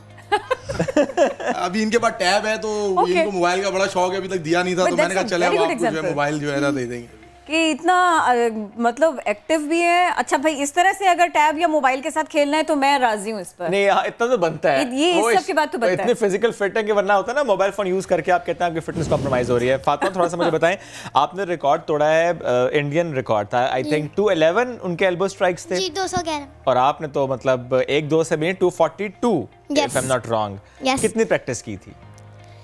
मैंने 4 महीने लग के प्रैक्टिस की थी अपने पापा के साथ, और मैंने रोज़ मैं 2 घंटे इस रिकॉर्ड की प्रैक्टिस करती थी। और पापा तो बस मुझे प्रैक्टिस ही कराते रहते थे, पापा ने मुझे कुछ भी नहीं बताया, लेकिन कुछ भी नहीं बताया। जब मैंने मेरी अच्छी प्रैक्टिस हो गई तो फिर पापा ने बोला मैं चाहता हूँ कि आप वर्ल्ड रिकॉर्ड बनाओ। अच्छा, यानी प्रैक्टिस जब करा रहे थे तो आपको मालूम नहीं था आपने किसी का रिकॉर्ड तोड़ना है? नहीं। ये क्यों? असल में मैं इसको जो है वो थोड़ा सा प्रेशर में नहीं लाना चाह रहा था। मैं बेसिकली रिकॉर्ड्स तो ये मुझे देखती है, क्योंकि आपको पता है कि मेरे पास इस वक्त 60 मैं इंडिविजुअली गिनीज वर्ल्ड रिकॉर्ड जो बना चुका हूँ, पूरी दुनिया में सबसे ज़्यादा आलमी रिकॉर्ड है मेरे पास। तो ये देखती तो रहती है, लाजमी बात है, मीडिया को भी फेस करती रहती थी, थोड़ा बहुत देखती रहती थी। तो बेसिकली मैं कोविड की वजह से ये घर पे थी और मैं भी घर पे था 4 महीने से, तो 5 महीने से तकरीबन। तो मैंने इसको प्रैक्टिस थोड़ी सी ज़्यादा करवा रहा था और मेरा जहन था कि इसको फिजिकली तौर पे एज ए फाइटर तैयार किया जाए। तो फिर बीच में ही मैंने जो है इसको 2 से 3 आलमी रिकॉर्ड्स की प्रैक्टिस भी करवाना शुरू की। तो मैंने इसको बताया नहीं, बस मैंने कहा कि ठीक है आप ये एल्बो स्ट्राइक करें, आपको फाइट में काम आएगी। बताया क्यों नहीं? आपने सोचा हुआ नहीं हुआ? हाँ, मैंने कहा जब ये 1 महीना अगर मुझे लगा कि ये अचीव कर लेगी या कुछ करीब तरीन आ जाएगी तो फिर मैं इसको बताऊंगा। अगर वो नहीं कर फिर मैं इसको बताऊंगा। तो फिर माशाल्लाह जब इसने 1 मंथ के करीब इसने प्रैक्टिस की तो मुझे बड़ी इंप्रूवमेंट नजर आई। तो फिर मैंने इसको बताया कि बेटा आपका जो है वो इंडिया का ये गिनीज वर्ल्ड रिकॉर्ड है और इसको हम करने जा रहे हैं, और अब आपने जो है ना मजीद इस पे 3-4 महीने मजीद मेहनत करनी है और फिर इंशाल्लाह ताला इसको हमने ब्रेक करना है। और ऐसा हुआ इस प्रैक्टिस के दौरान 242 से भी ऊपर इन्होंने कर दिया हो? हाँ बिल्कुल जी, 242 से इन्होंने ऊपर किया था। इनकी जो हाईएस्ट प्रैक्टिस है वो 265 पे चली गई थी। ओके। और लेकिन जो जिस दिन हम वर्ल्ड रिकॉर्ड ब्रेक कर रहे थे उस दिन कुदरती तौर पे बहुत ज़्यादा हब्स हो गया था, और लाजमी बात है अभी छोटी हैं तो इनको अपनी फिजिकल हेल्थ के बारे में इतनी ज़्यादा अवेयरनेस नहीं है। जिस तरह हम लोग को जब पता होता है कि जहाँ पे थोड़ी कमज़ोरी होती है या कुछ थोड़ा सा होता है तो हम अपने आप को कंट्रोल करते हैं या अपने आप को रिकवर कर रहे होते हैं, तो वो फिर इनकी थोड़ी सी प्रैक्टिस जो है पहले तो 265 पे चली गई थी, उसके बाद फिर एकदम इनकी प्रैक्टिस थोड़ी सी कम हुई, 225 के करीब जो है इनकी प्रैक्टिस आ गई। तो मैं थोड़ा सा वरी भी हुआ कि मैंने कहा यार, फिर मैंने अपना पूरी ज़िंदगी का तजर्बा इसके ऊपर इस्तेमाल किया। और फिर माशाल्लाह मैंने इसकी प्रैक्टिस दोबारा बढ़ाई और इसने जो एट द रिकॉर्ड वाले जो दिन था इसने किया था 250, लेकिन जो गिनीज ने बेसिकली जो एक्सेप्ट किया अपने तरीके से उन्होंने काउंट किया तो उन्होंने 240 जो है वो किया काउंट। तो 8 एल्बो स्ट्राइक्स जो है वो इसकी उन्होंने माइनस कर दी उन्होंने। कोई बात नहीं, तो लेकिन इनफ है, बहुत ज़्यादा माशाल्लाह ये जो भी कुछ कर रही होगी उसमें 8 ज़्यादा बना लेगी इंशाल्लाह इंशाल्लाह। अच्छा, ये तो वो था जो बाबा ने थोड़ा सा सोचा और फिर उसके बाद में आपने प्रैक्टिस की ना, आपने खुद आसपास कुछ नज़र दौड़ाई, कोई एक आधा कोई ऐसी कोई टफ सा रिकॉर्ड है जो आपके सामने आके टूट जाए यूं करके, आपने सोचा कि मैं ऐसे ब्रेक करूंगी, कुछ आपने खुद सोचा है?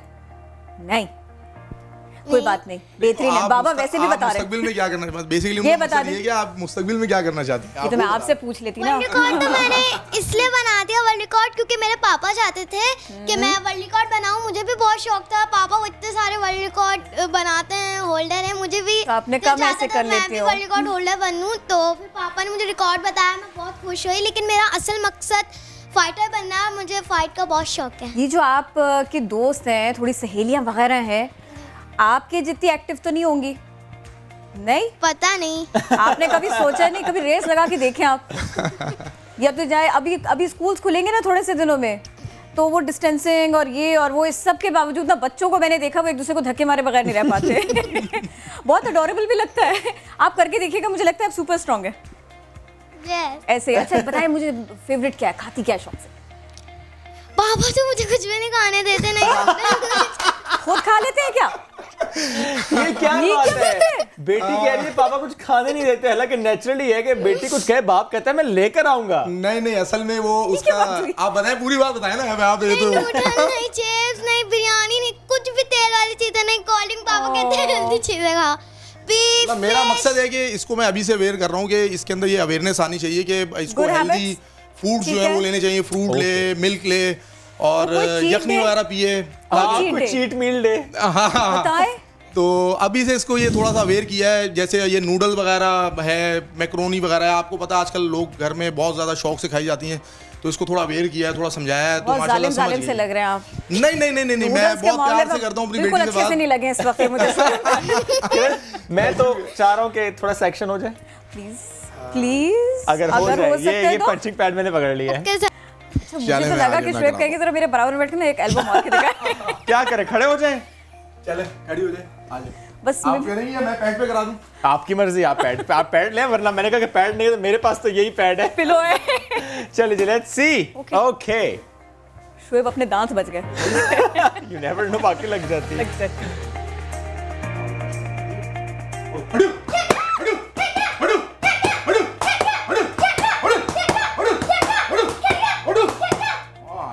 जबरदस्त।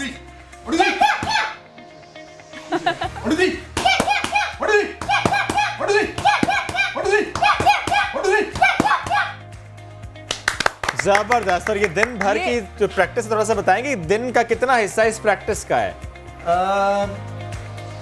आत्मा बताएं आप। सब अच्छा चलिए बताएं, कितनी देर प्रैक्टिस करती हैं? पहले इनकी बात बताएं। मैं रोजाना 2 घंटे अपने पापा के साथ क्लब में प्रैक्टिस करती हूँ। और आम दिनों में डांट पड़ती है इनसे या ट्रेनिंग के दौरान? डांट पड़ती है?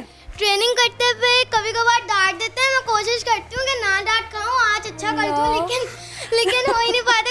कभी ना कभार गलती हो जाती है तो फिर पापा डांटते हैं। बहुत ज्यादा तो नहीं डांटते? नहीं, बर्दाश्त हो जाता है। आप खुद वैसे क्या फील करते हैं?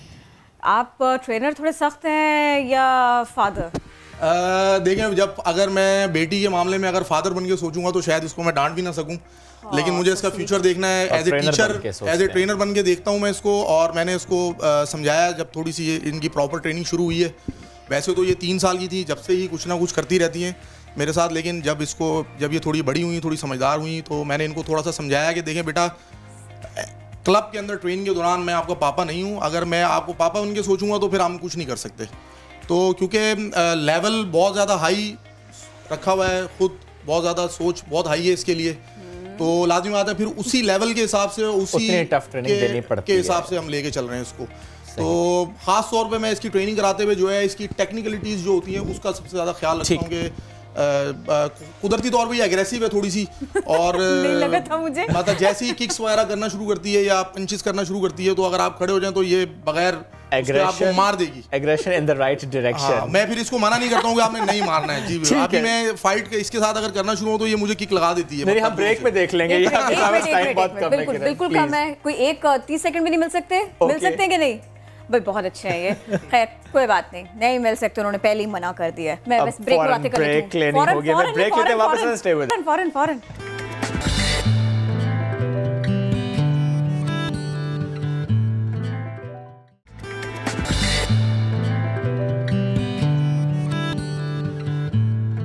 Welcome back once again. अब जरा जिक्र कर लेते हैं हम कोरोना का, कि मुल्क में कोरोना का फैलाव तो थोड़ा स्लो हुआ है, लेकिन अब भी ज़ाहिर है नए केसेस रिपोर्ट हो रहे हैं। क्यों ना बात हम कर लें सिंध की। कोरोना के बायस यहाँ पर क्या सिचुएशन है और अब हम क्या फैसले करने जा रहे हैं, स्कूल्स खुलने से मुताल्लिक क्या सोचा जा रहा है, और हॉस्पिटल्स वहाँ की तैयारी कैसे, खुदा न खास्ता सेकेंड वेव जो कि माहिरीन कहते हैं कि हम एक्सपेक्ट करते हैं, उससे मुताल्लिक हमारी तैयारी कितनी है। Will talk about it. वज़ीर सेहत सिंध अज़रा पिचोह साहिबा ने हमें ज्वाइन किया। बहुत शुक्रिया आपका वक्त दिया आपने समा को न्यादन को। प्लीज़ फरमाइएगा इस वक्त हुकूमत क्या सोच रही है, सिंध हुकूमत, महकमा सेहत क्या सोच रहा है कि कोरोना वाकई कंट्रोल हो गया है, स्लो डाउन है, सिचुएशन अंडर कंट्रोल है, हॉस्पिटल्स में हालात बेहतर हैं, हर तरफ सिचुएशन मुनासिब है, कोई घबराने की बात नहीं, फिक्र की बात नहीं? अस्सलाम वालेकुम।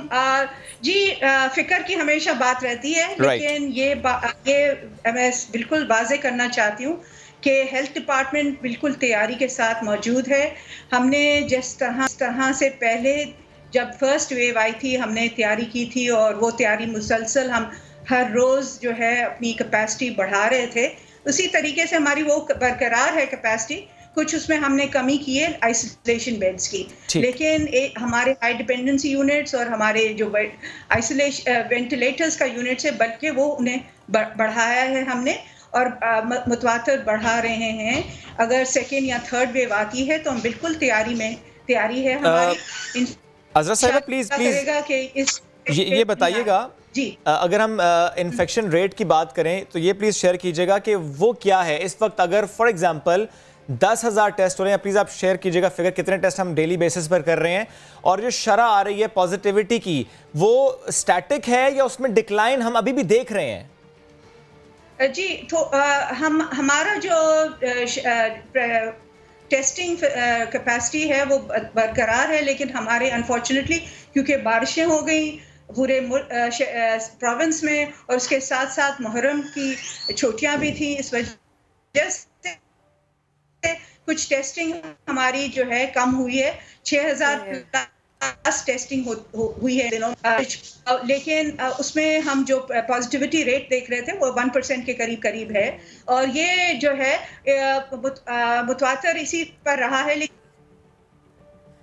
हमें सुनने में थोड़ी सी दिक्कत है, हम कोशिश करेंगे कि थोड़ा सा कनेक्शन का इशू है, इसको रिजॉल्व भी करें। दिक्कत है इस बारिश के स्पेल की वजह से, मानसून के स्पेल की वजह से, लेकिन पूरी कोशिश की जा रही है कि इसको कवर किया जा सके, लोगों को फैसिलिटेट किया जा सके। अज़रा पिचो साहिबा प्लीज़ आप अपनी बात मुकम्मल कीजिए, फिर हम आपसे मज़ीद सवाल भी करें। आपकी आवाज़ बीच में थोड़ा सा प्रॉब्लम हुआ था। जी, मैं ये कह रही थी कि हमारी जो है अभी पॉजिटिविटी हम एक्सपेक्ट कर रहे हैं कि दूसरे हफ्ते मुहर्रम के दूसरे हफ्ते में बढ़े लोगों की आपस में जो है प्रोसेशंस निकले हैं। लोगों ने जो है थोड़ी सी जो है दुकानों में भी हमारी बद एहतियाती हुई है, लेकिन इसके अलावा जो हम एक्सपेक्ट कर रहे हैं कि जब स्कूल्स और कॉलेजेस और यूनिवर्सिटीज़ खुलेंगे, क्योंकि वो क्लोज और लार्ज नंबर्स में लोग बच्चे आपस में मिलेंगे, तो उससे भी हम एक्सपेक्ट कर रहे हैं कि कुछ इन्फेक्शन रेट बढ़ेगा। जी, अच्छा ये फरमाइएगा कि कोविड से पहले आप लोग कोविड से पहले भी सेहत के मामले में काम कर रहे थे, लेकिन फिर कोविड आ जाता है और उसके बाद में आप लोग अपनी कैपेसिटी को बढ़ाते जाते हैं। बेटरमेंट किस किस शोबे में इस वजह से आ सकी, हमने क्या क्या कुछ सीखा? मैं ख़ास तौर पर बात कर रही हूँ मैम सेहत ही के शोबे की, कि सिर्फ तैयारी नहीं, इम्प्रूवमेंट्स की तरफ भी जाते हैं। जितना ज़्यादा काम करते हैं, जितनी एडवांसमेंट आ गई है, जितना लेटेस्ट मटेरियल आता जा रहा है, मशीन्स आती जा रही हैं, मैम थोड़ा सा हमें इसके बारे में बताएं और फिर साथ के साथ वेंटिलेटर्स के बारे में भी बताइएगा। जी, थैंक यू। ये बहुत अहम सवाल है, क्योंकि हमने जो देखा कि हमारी जो कैपेसिटी थी उसमें हमने बहुत बेहतरी लाई है। हमने ना सिर्फ हमने ट्रेनिंग्स में बेहतरी आई है, हमारे आईसीयू मैनेजमेंट में बेहतरी आई है, आईसीयू में वेंटिलेटर्स की कैपेसिटी, क्योंकि बहुत हेल्थ डिपार्टमेंट की तरफ बहुत सारे जो है रिसोर्सेज जो है वो डाइवर्ट किए गए last quarter of last financial year में। और इस तरीके से हमारी जो है हॉस्पिटल्स की हमने अपग्रेडेशन बहुत तेज़ी से की। आई थिंक क्राइसिस में जब लोग सब मिलके काम करते हैं तो क्राइसिस रिस्पांस जो है वो हमें कुछ सिखाता भी है और हमें बेहतरी की तरफ भी ले जाता है। और इसलिए वो है हमारा पे हुआ है जो इस बिकॉज ये भी एक इन्फेक्शन थी जो बहुत तेज़ी से फैली, तो इस वजह से अभी हम कोशिश कर रहे हैं कि हमारी जो है इन्फेक्शन प्रिवेंशन एंड कंट्रोल की जो प्रोटोकॉल्स हैं वो हर अस्पताल में हम बेहतर तरीके से जो है उस पर लाजिम करें हर अस्पताल में।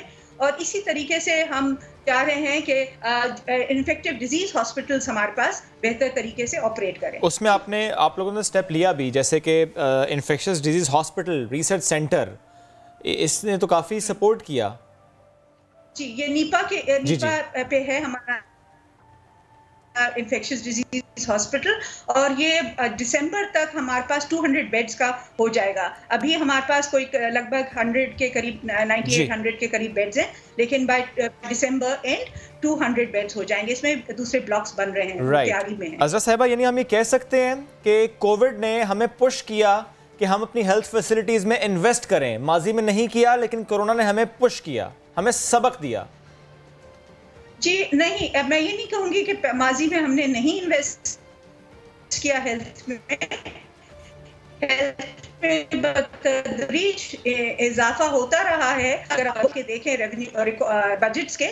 लेकिन इस साल जो पिछला साल है 2019-20 का, उसमें ज़्यादा एक्सपेंडिचर हुआ है हेल्थ पे, और आगे भी चल के हमने अपने बजट बढ़ाए हैं। और हम कोशिश कर रहे हैं बतदरीज के ह्यूमन रिसोर्स डेवलपमेंट बेहतर हो, और ह्यूमन रिसोर्स डेवलपमेंट के लिए ये बहुत बेहतरीन मौका है हमें कि हम अपनी human resource development, capacity building, हमारी जो ट्रेनिंग्स हैं उसमें हम इन्वेस्ट करें। हर क्राइसिस कुछ ना कुछ सिखा के जाता है। आप अपनी मेहनत दुरुस्त समत में करें और उसके समरात हासिल करें। हम इस पर्सपेक्टिव में आपसे पूछ रहे थे। एक तो ये मामला, दूसरे ये कि बेनज़ीर भुट्टो साहिबा ने बड़े अच्छे कुछ स्टेप्स लिए थे हेल्थ ही के शोबे में, और उनमें से ये था हेल्थ वर्कर्स। वो घर घर जाना और फिर लोगों को फैसिलिटेट करना, उनको अवेयरनेस देना, पोलियो के कतरे पिलाना, बच्चों की अवेयरनेस, बच्चों की कौन सी इंजेक्शंस लगने चाहिए उनको बचाने के लिए, छोटी उम्र के बच्चों को। ये थोड़ा सा मामला ऐसा रहा कम से कम कोरोना के दिन में अज़रा पिचो साहिबा के, जिसमें हमने ये खबरें भी देखी, कुछ हमारे पास फिगर्स भी ऐसी आई कि इसमें तातुल रहा। अब वो जो बच्चों की वैक्सीनेशंस हैं जो बहुत इंपॉर्टेंट है, मैम वो सब कुछ बिल्कुल सही ऑर्डर में उसको करने की पूरी कोशिश की गई है। आप लोग इस पर काम कर रहे हैं? जी मैं इसमें बिल्कुल आप हक बजानिब हैं ये कहने में कि हमारी जो सर्विसेज, एसेंशियल सर्विसेज थी, वो कोविड के ज़माने में असरअंदाज हुई। और इसमें स्पेशली जो हमारा इफेक्ट हुआ वो क्लासेस थी और हमारी रूटीन इम्यूनाइजेशन की सर्विसेज थी, क्योंकि बहरहाल लोग घबराते थे अस्पतालों में आने से और क्लिनिक जो हमारी वैक्सीनेशन सेंटर्स हैं उसमें आने से। लेकिन जैसे ही कोविड की थोड़ी जो है उसमें इन्फेक्शन रेट में कमी आई है, हमने अपनी जो है कारकर्दगी तेज़ कर दी है रूटीन इम्यूनाइजेशन में। हम रैपिड जो है कैचअप एक्टिविटीज़ कर रहे हैं इमरजेंसी तौर पे, और कैचअप एक्टिविटीज़ मीनिंग के जिस लोग बच्चों ने मिस की हैं वैक्सीनेशंस, उनको हम ट्रेस कर रहे हैं और उन्हें वैक्सीनेट कर रहे हैं। और इसी तरीके से दूसरे जो हमारा रूटीन की जो कैपेसिटी थी, जो नए बच्चे आते हैं उसमें सिस्टम में शामिल होते हैं, उनकी भी हम जो है। और इसमें अज़रा साहिबा आप लोगों ने एक बड़ा अच्छा काम किया था। पूरी दुनिया में पहली दफ़ा हुआ था कि free of cost typhoid vaccination हुई थी, सिंध में हुई थी। लेकिन उसके हवाले से कहा गया था कि ये डबल डोज मिलनी चाहिए जब फर्स्ट टाइम इम्यूनाइजेशन होती है, लेकिन वो एक डोज मिली बच्चों को, उसके बाद दोबारा से वो रुक गया। जाहिर है कोरोना की वजह से रुक गया, वो दोबारा होगा, उसके बारे में सोचा जा रहा है? जी देखिए, वो जो थी वो जो टाइफॉइड की वैक्सीन थी, वो हम स्कूलों में जाके लगा रहे थे, क्योंकि 15 साल के को लग रही है और वो स्कूल में होते हैं बच्चे। जी। घर में जाके लगाना मुश्किल है, ये कतरे नहीं है, ये इंजेक्टेबल है। तो इस वजह से हमारे जो कवरेज थी वो कोई 85% के कवरेज कवर हो गए थे बच्चे, कुछ रह गए थे, जिसकी वजह से हम चाह रहे थे कि हम दोबारा एक जो मिस हो गए बच्चे उनको हम वैक्सीनेट करें। लेकिन अनफॉर्चुनेटली कोविड आ गया, उस वजह से दोबारा अभी हम इंतजार कर रहे हैं कि जब स्कूल खुलेंगे तो फिर दोबारा स्कूल खुलने की बात आपने कर दी, तो उस पर जवाब दे दीजिए कि महकमा सेहत ने क्या रिकमेंडेशन दी है गवर्नमेंट ऑफ सिंध को कि वो स्कूल खोलने के हवाले से क्या राय रखते हैं? जी बिल्कुल, मैंने जो रिकमेंडेशन दी थी वो यही दी थी कि आप बड़े बच्चों के लिए पहले खोलें, जैसे यूनिवर्सिटीज और डिग्री कॉलेजेस हैं, डिग्री कॉलेजेस और यूनिवर्सिटीज पहले खोलें, फिर उसके बाद secondary and higher secondary school. अच्छा, यानी आपकी रिकमेंडेशन ये है कि 15 सितंबर से स्कूल्स ना खुले जाएं, कॉलेजेस एंड यूनिवर्सिटीज खोली जाएं? जी, दैट मींस कि ये फैसला हो सकता है। ये फैसला तकरीबन हो गया है। आई थिंक वो नेशनल कमांड कंट्रोल जो है कमेटी जो है ने भी ये इस पे फैसले पे अग्री किया है और इंशाल्लाह जो है यानी अज़रा साहिबा यानी 7 सितंबर को जो जायजा इजलास होना है उसमें सिंध हुकूमत की तरफ से यही मौक़िफ़ जाएगा, यही मौक़िफ़ गया है कि 15 सितंबर से सिंध में स्कूल्स नहीं खुलने चाहिए, सिर्फ कॉलेज और यूनिवर्सिटीज खुलनी चाहिए। और फिर स्कूल्स खुलने चाहिए तो कब खुलने चाहिए वो भी बता दीजिए। इसमें हम कह रहे हैं कि कम से कम 6 दिन या 7 दिन का वक्फा करके पहले ट्रायल दिया जाए यूनिवर्सिटीज को, फिर उसके बाद कॉलेजेस और डिग्री कॉलेजेस उनको, फिर उसके बाद 6 दिन और मजीद रुक के फिर सेकेंडरी स्कूल्स, फिर 6 दिन सेकेंडरी स्कूल्स को। तो तकरीबन अक्टूबर की मिड तक या अक्टूबर के सेकेंड वीक में हम स्कूल्स कह रहे हैं कि खोल दें। लेकिन ये बहरहाल ये हेल्थ एजुकेशन डिपार्टमेंट को इसमें फैसला देना है क्योंकि उन्हें SOPs की ट्रेनिंग दिलवानी है टीचर्स को और इंश्योर करना है कि बच्चे मास्क पहन के आए और जो क्लासेस हैं वो पूरी भरी ना रहें, उनमें अल्टरनेट डेज पे हाफ एंड हाफ करके जो है। ठीक, ये तो आपने क्लियरली बता दिया कि ये एडमिट लिया जाएगा। ठीक है, ये एक पूरा मैकेनिज्म है और इससे मुतालिक आई एम श्योर कि जो एजुकेशन डिपार्टमेंट है वो दुरुस्त समत में काम कर रहा होगा when it comes to training the staff, right? Most important. Azra साहिबा, ट्रेनिंग से मुतालिक अगर आपके पास कोई इन्फॉर्मेशन है, ट्रेनिंग दी जा रही है, दी गई है? क्योंकि अब तो वक्त कम है, अगर हमने कॉलेजेस और यूनिवर्सिटीज भी खोल ली। ट्रेनिंग जारी है और ये जो है ऑब्वियसली टीचर्स को मास्टर ट्रेनर्स तैयार हो गए हैं और उसके बाद टीचर्स को वो ट्रेन। ठीक है अज़रा साहिबा, लास्टली 2 बातें प्लीज बता दीजिएगा। एक ये वेंटिलेटर से मुताल्लिक ज़ाहिर है बहुत काम हुआ, उससे पहले बहुत आवाज़ उठाई गई थी कि वेंटिलेटर्स होने चाहिए, फिर पाकिस्तानी वेंटिलेटर्स बने। क्या सिंध में इस वक्त हॉस्पिटल्स में वो वेंटिलेटर्स इस्तेमाल हो रहे हैं, वो मौजूद हैं जो कि पाकिस्तान में बने हैं? और दूसरा ये, किसी किस्म का कोई ट्रायल सिंध में हो रहा है? बिकॉज मुझे याद है आपने लास्ट टाइम हमारे शो में कहा था कि कोई ट्रायल सिंध में नहीं हो रहा। जी नहीं, वैक्सीन की शायद ट्रायल की बात करें। प्रोटोटाइप जो है वेंटिलेटर्स का वो तैयार हुआ था हमारे सिंध में, सिंध प्रोविंस में, और आई थिंक NAD यूनिवर्सिटी ने ही वो तैयार किया था, लेकिन वो हम इस्तेमाल नहीं करें क्योंकि हमारे पास हैमिल्टन जो बहुत ही एक अच्छी कंपनी है, उसके वेंटिलेटर्स आ गए हैं और अभी आ रहे भी हैं, कुछ पाइपलाइन में भी हैं और वो हो जाएंगे। हमारे पास इतने वेंटिलेटर्स हैं कि हम अपने ये वेंटिलेटर्स हम इस्तेमाल कर लें जो हमने पहले से ऑर्डर दिए हुए थे। प्रॉब्लम ये होता है कि आप वेंटिलेटर्स तो हज़ारों की तादाद में ख़रीद लें या अपने मुल्क में तैयार करके लगा लें, लेकिन उस पर ह्यूमन रिसोर्स जो है जो उन वेंटिलेटर्स को उस पर काम करेगा, वो हमारे पास ट्रेंड इतने हैं नहीं। रिसोर्सेज वो हम बढ़ाने की कोशिश कर रहे हैं, हम ट्रेनिंग डिप्लोमा और सर्टिफिकेशंस की तरफ काम कर रहे हैं। ठीक है, तो वो इंशाल्लाह वो भी हम करने की जो चाइना से वैक्सीन वाली बात है वो बता दीजिएगा, क्योंकि ह्यूमन ट्रायल उनके यहाँ हो गया है, अब हमको लेकर आना है अपने यहाँ, उसके बारे में बता दीजिए। कितने वॉलंटियर्स हैं सिंध में? चाइना जो है वो कोशिश कर रहे हैं क्योंकि 3rd फेज जो टेस्टिंग है उसकी और ट्रायल्स जो हैं वो चाह रहे हैं कि वो पाकिस्तान में किए जाएं। ये ड्राफ्ट की जो है सवाब दीदी है कि वो उन्हें परमिशन देता है या नहीं देता। तो ड्राफ्ट नहीं अज़रा साहिबा, यानी ये परमिशन वाला मामला आप कह रही हैं, दैट मींस कि परमिशन नहीं मिली अभी तक? ड्राफ्ट को देनी है परमिशन, अभी मैंने तो नहीं सुना कि ड्राफ्ट ने परमिशन। लेकिन हमें तो ये बताया गया अज़रा साहिबा कि हॉस्पिटल्स भी लोकेट कर लिए गए हैं, वॉलंटियर्स भी लोकेट कर लिए गए हैं, कराची में भी ये वैक्सीन का ट्रायल होना है। आप कह रही हैं नहीं अप्रूवल मिली, दैट मींस ट्रायल सिंध में, कराची में नहीं हो रहा। नहीं, मैं वो बता रही हूँ, वो 2nd फेज ट्रायल पे उन्होंने अप्रूवल दिया, विच इज़ नॉट राइट। वो एक और जो है इंस्टीट्यूट है जो 3rd फेज ट्रायल पे जा रहा है, वो चाह रहे हैं कि उन्हें जो है परमिशन मिले। और 2nd फेज ट्रायल तो मैं समझती हूँ कि बेहतर है कि हम 3rd फेज ट्रायल में हिस्सा लें, 2nd फेज ट्रायल में हम हिस्सा नहीं लें, क्योंकि 3rd फेज ट्रायल से ये होगा कि वो उधर बहुत हद तक उस पर काम हो चुका होगा, उसके साइड इफ़ेक्ट्स जो है समझ के लिए होंगे, और ये बेहतर है कि हम 3rd फेज ट्रायल में हिस्सा लें, जबकि हम अभी जो वैक्सीन ड्राफ्ट जो अप्रूव कर रहा है वो 2nd फेज ट्रायल के लिए कर रहा है।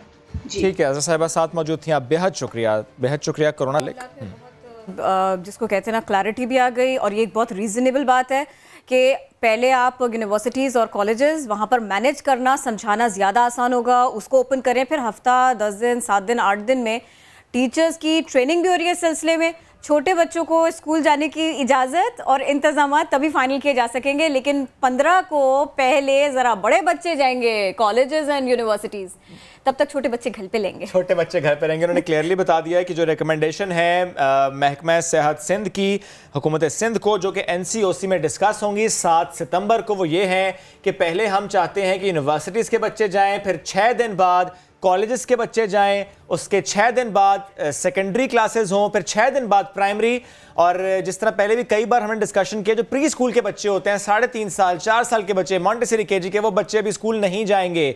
वो कैरियर होते हैं, वो ज़्यादा फैलाते हैं, उनको बताना मुश्किल होता है, मास्क को नहीं लगाते, और ऐसे में हमने कोशिश ये करनी है कि कोरोना ना फैले, फैलाओ इसका स्लो डाउन हुआ है। इस सम्प में मजीद काम करने से मुताल्लिक अब सिंध हुकूमत ने यह फैसला किया है कि हम अभी स्कूल नहीं खोलेंगे।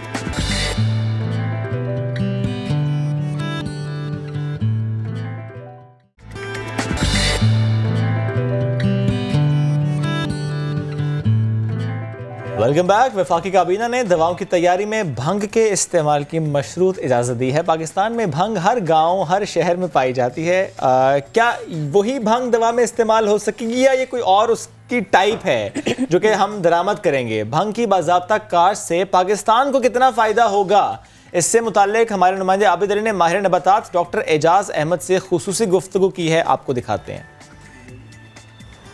जी, इस वक्त मेरे साथ मौजूद हैं ex senior director WWF doctor Ejaz साहब। आइए इनसे जानते हैं कि इस वक्त जो पाकिस्तान में बहुत ज़्यादा भंग का चर्चा है, क्या ये वही भंग है जो पाकिस्तान में पाई जाती है या फिर इसे बाहर से इंपोर्ट किया जाएगा? अच्छा डॉक्टर साहब, ये बताइएगा कि इस वक्त जो पाकिस्तान के गली कूचे में बहुत ज़्यादा भंग पाई जाती है, ये उसी भंग का चर्चा है या कोई और होगी? जी, पाकिस्तान में वैसे तो जो भंग की जो पौधा है उसकी 3 स्पीसीज़ हैं इस ख़ानदान की, इस फैमिली की, जो पाई जाती हैं। इसको कैनाबिस सटाइवा, जो बेसिकली बुनियादी इसका नाम है, साइंटिफिक बोटेनिकल नाम है, वो कहते हैं। और ये जब हम आजकल बात जिसकी इजाज़त मिली है, जिसको हेम्प भी कहते हैं इंग्लिश में, तो वो यही है जो हम आम तौर पर जिसको देखते हैं इस्लामाबाद, पंजाब में बहुत जगह पे ये जंगली खुदरौ पौधे के तौर पर जो है वो पाई जाती है। KP में भी है। और अगर हम इस फैसले के हवाले से बात करें तो मैं ये समझता हूँ कि ये बहुत अच्छा फ़ैसला था, क्योंकि ये वाइल्ड में जो वैसे भी ग्रो करती थी, इसका कोई एज सच इस्तेमाल नहीं होता था। और आपने नोट किया होगा कि इस वक्त एक और पौधा जो कि हमारे लिए एक बहुत बड़ा मसला बना हुआ है, पार्थेनियम के नाम से, जिसको गाजर बूटी भी कहते हैं, वो एग्रीकल्चर में और वैसे भी हर जगह पे वो बहुत ज़्यादा फैल गया है। इसके साथ कंपटीशन में भी वो पाया जाता है बहुत सारी जगहों पे, जहाँ पे ये है वहाँ पे वो दोनों मतलब एक जगह पे पाए जाते हैं। इसकी अगर काश्त होती है जो हेम्प की या भंग की साइंटिफिक बुनियादों पे, तो काफ़ी हद तक उस पौधे को कम से कम उन जगहों से भी कंट्रोल किया जा सकेगा। डॉक्टर साहब, ये बताइएगा कि इससे हमें फाइनेंशियल कितना हम इससे फाइनेंशियल गेन कर सकते हैं, इम्पैक्ट कितना फाइनेंशियल पाकिस्तान की जो इकानमी है उसके ऊपर आ सकता है? मैं ही समझता हूँ कि इसमें तो अभी वक्त लगेगा, क्योंकि जो एक ऑलरेडी इस्टेब्लिश मार्केट्स हैं, दुनिया के बहुत से ममालिक हैं जो इस मार्केट में काफ़ी अरसे से वो काम कर रहे हैं। इसकी अगर हम ये देखते हैं कि 40 से 50 अरब की अगर इसकी मार्केट है, और अगर हम उसका 1 से 10% भी उसमें से कोई कैप्चर कर लेते हैं, तो एक काफ़ी बड़ा जो है वो अमाउंट बन जाती है। तो मैं ये समझता हूँ, और फिर इसका जो एक फ़ायदा मैं समझता हूँ कि वो और भी है, वो ये है कि इस पे फिर रिसर्च और उसके और बहुत सारे जो एसोसिएटेड साइंटिफिक रिसर्च के जो पहलू हैं वो भी इससे उजागर होंगे। डॉक्टर साहब, आखिरी सवाल ये बताइएगा कि ये जो भंग है, हेम्प है, इसका एक तो जो बताया जा रहा है कैंसर की अद्वियात बनेगी, क्या इसका कोई और फ़ायदा भी है? जी, इसके बहुत से प्रोडक्ट्स हैं पेपर में, इवन जो कपड़े हैं, जो जूते हैं, मतलब है कि इसकी बहुत से प्रोडक्ट्स हैं जो के बन सकते हैं। अब ये यहाँ पे ये देखने की ज़रूरत है कि कौन सी ऐसी प्रोडक्ट है जिसको हम बाकी दुनिया में वो प्रोड्यूस नहीं हो रहे, तो वो प्रोडक्ट्स के ऊपर हमें, जैसे ऑयल है, इसके ऑयल की एक्सट्रैक्शन होती है, वो बहुत ज़्यादा इस्तेमाल होता है। इसी तरह और प्रोडक्ट्स। जनाब, इसका मकसद इस वीडियो का ये तो खुद एक बिल्कुल वाज़े सा अच्छा सा मैसेज था किस तरह से क्या होना चाहिए। मामला भी कुछ ऐसे ही है। तवील बंदिश के बाद अब स्कूल खुलेंगे, कुछ ऐसे आसार दिखाई दे रहे हैं, कुछ ऐसी उम्मीद नज़र आ रही है। अब इस सब में जहाँ वालिदैन और बच्चे खुश हैं, वहीं ऐसा भी है कि बहुत सारे पेरेंट्स थोड़े कंफ्यूज हैं, थोड़े से परेशान हैं, फ़िक्रमंद हैं कि कहीं ऐसा ना खुदा न खास्ता उनका बच्चा बाहर निकले और साथ में कोरोना में मुब्तला होकर घर आए। कोई ऐसा नहीं चाहता। यकीनी तौर पर स्कूल से हुकूमती इक़दाम पर ज़रूर अमल करेंगे, लेकिन फिर भी कोरोना का खौफ ऐसा कि ये वालिदैन को सताता रहेगा। तो हम इस खौफ को कम करने की और आपको समझाने की आज कोशिश करेंगे कि आखिर इस सिलसिले में हो क्या सकता है, क्या होना चाहिए। क्लिनिकल साइकोलॉजिस्ट ताहा सबरी हमारा साथ देंगे और स्कूल हेल्थ स्पेशलिस्ट खुर्रम लतीफ़ हमको ज्वाइन कर रहे हैं इस बारे में बात करने के लिए। अस्सलाम वालेकुम, कैसे हैं आप दोनों? बस अल्लाह का शुक्र। कोई एंजॉय भी कर रहे हैं इस बारिश को? यही कहना पड़ेगा पॉजिटिविटी के लिए। अच्छा देखिए, वीडियो हमारे सामने है, पैगाम बहुत अच्छा है, लेकिन बच्चा स्कूल जाएगा, वहाँ पर टीचर्स SOPs पर अमल करवाएंगे, ये काफ़ी नहीं है। हमें अपना जहन भी बनाना होगा, हमें अपने बच्चे को समझाना भी होगा। ये मकसद है आज हमारे मिल बैठने का। बिल्कुल ऐसे ही है। बिल्कुल। देखें, सेहत की बुनियाद क्या है? सेहत से जिस्मानी तो नहीं होती। अभी लॉकडाउन की वजह से हमारे बच्चों ने बहुत सफ़र किया है, क्योंकि अब देखें इस पर हमारे रिपोर्ट्स भी आ रही हैं कि स्कूल एक बहुत अहम हिस्सा होता है हमारे बच्चों की नशोनुमा के लिए, जहनी नशोनुमा के लिए। और काफ़ी बच्चे उससे उनको वो नहीं सहूलत मिल पाई। कुछ बच्चे ऑनलाइन स्कूलिंग कर रहे थे जो थोड़े अमीर घरानों से थे, लेकिन मेजॉरिटी के पास वो नहीं थी फैसिलिटीज़। तो अब हमारे रिपोर्ट्स आ रही हैं कि बच्चों के डेवलपमेंटल डिलेज आ रहे हैं। कुछ बच्चे, एक उम्र होती है बच्चों की स्पेशली अर्ली, जो स्पीच डेवलपमेंट हो रही होती है, वो मुतासर हुई है। और कुछ बच्चे तुतलाने लगे हैं, सही है, और मसले होने शुरू हो गए हैं। और कुछ बच्चे जो स्पेशली जब ट्रांजिशन कर रहे हैं टू यूनिवर्सिटीज़, वो स्ट्रेस से उनके हालात ख़राब हुए हैं, सब कॉन्फिडेंस पर असरअंदाज होता है। तो बहुत मसले हो रहे हैं। तो हमें फिर सोचना है कि जिस्मानी सेहत प्लीज़, ऑफ कोर्स कोविड का हमें ख्याल वगैरह रखना है, व्हाटएवर, लेकिन साथ साथ देखना यार इस सब सूरत हाल से हमारे बच्चों के जहनी नशोनुमा पे और उनकी जहनी सेहत पे क्या असर पड़ रहा है, इवन फ्यूचर, क्योंकि हमें बैलेंस क्रिएट करना है हेल्थ और एजुकेशन में, बिकॉज दोनों इक्वली इंपॉर्टेंट है। इनइक्वालिटी क्रिएट हो रही है। यस, जो सर्टेन पार्ट ऑफ सोसाइटी फिर भी जिंदगी चल रही है। इनफैक्ट ऑनलाइन से उनको ज़्यादा सुकून भी मिल गया, लेकिन जो मासेस हैं उनको नहीं मिला। उनके बच्चे वैसे भी सड़क पे फिर रहे हैं, उनको वैसे भी कोरोना हो सकता है। और इसमें एक बात ये भी है कि ना, जहाँ इस सहूलत का फ़ायदा भी उठाया गया, वहाँ पे जलन करना थोड़ा सा प्रॉब्लमेटिक हो गया, पेरेंट्स के लिए भी, बच्चों के लिए भी। अगर उनके पास में वो सारी की सारी फैसिलिटी है, तब भी उनको थोड़ा सा सफ़र करना पड़ा। इतनी सारी चीज़ों की ज़रूरत होती है, फिर वो आप समझ रहे हो और समझा रहे हो। ज़्यादातर सर हमने ऐसा भी देखा कि वो असाइनमेंट मिला, बेबी को बनाया बाबा मामा ने मिलके, उसके बाद में एक फ़ोटो शूट किया छोटा सा और टीचर को भेज दिया कि ओके फाइन हो गया, ये सब हो गया। अब ज़रा मुझे ये समझाइए कि इस सारे सिनेरियो में हम अपने बच्चे को कैसे कंफ्यूज सिचुएशन से निकाल सकते हैं? क्या हमें उसको समझाना है, क्या हमें समझना है? थोड़ा सा हमें सिखाइए, थोड़ा सा हमें बताइए। बिस्मिल्लाहिर्रहमानिर्रहीम, अस्सलाम वालेकुम। पहले तो हम बड़े मशकूर हैं समा के वो इस काविश में वो हमारे साथ 5 हेल्थ से हैं। 5 हेल्थ स्कूल हेल्थ सर्विसेज जो है प्रोवाइड करता है। इसमें एक चीज़ जो आपने जिस पॉइंट को आपने रेज़ किया बहुत ज़रूरी है कि अगर वर्क फ्रॉम होम चल रहा है तो स्कूल भी, जो स्कूलिंग भी, वो भी घर से चल रही है। अब इस नुक्ते नज़र में वालिदैन को डिसाइड करना है कि बच्चे को किस तरह से सिखाना है। ठीक है, कि अगर असाइनमेंट आ रहा है तो उसको किसने सॉल्व करना है और मैंने बच्चे तक उसको कैसे पहुँचाना है उस पैगाम को।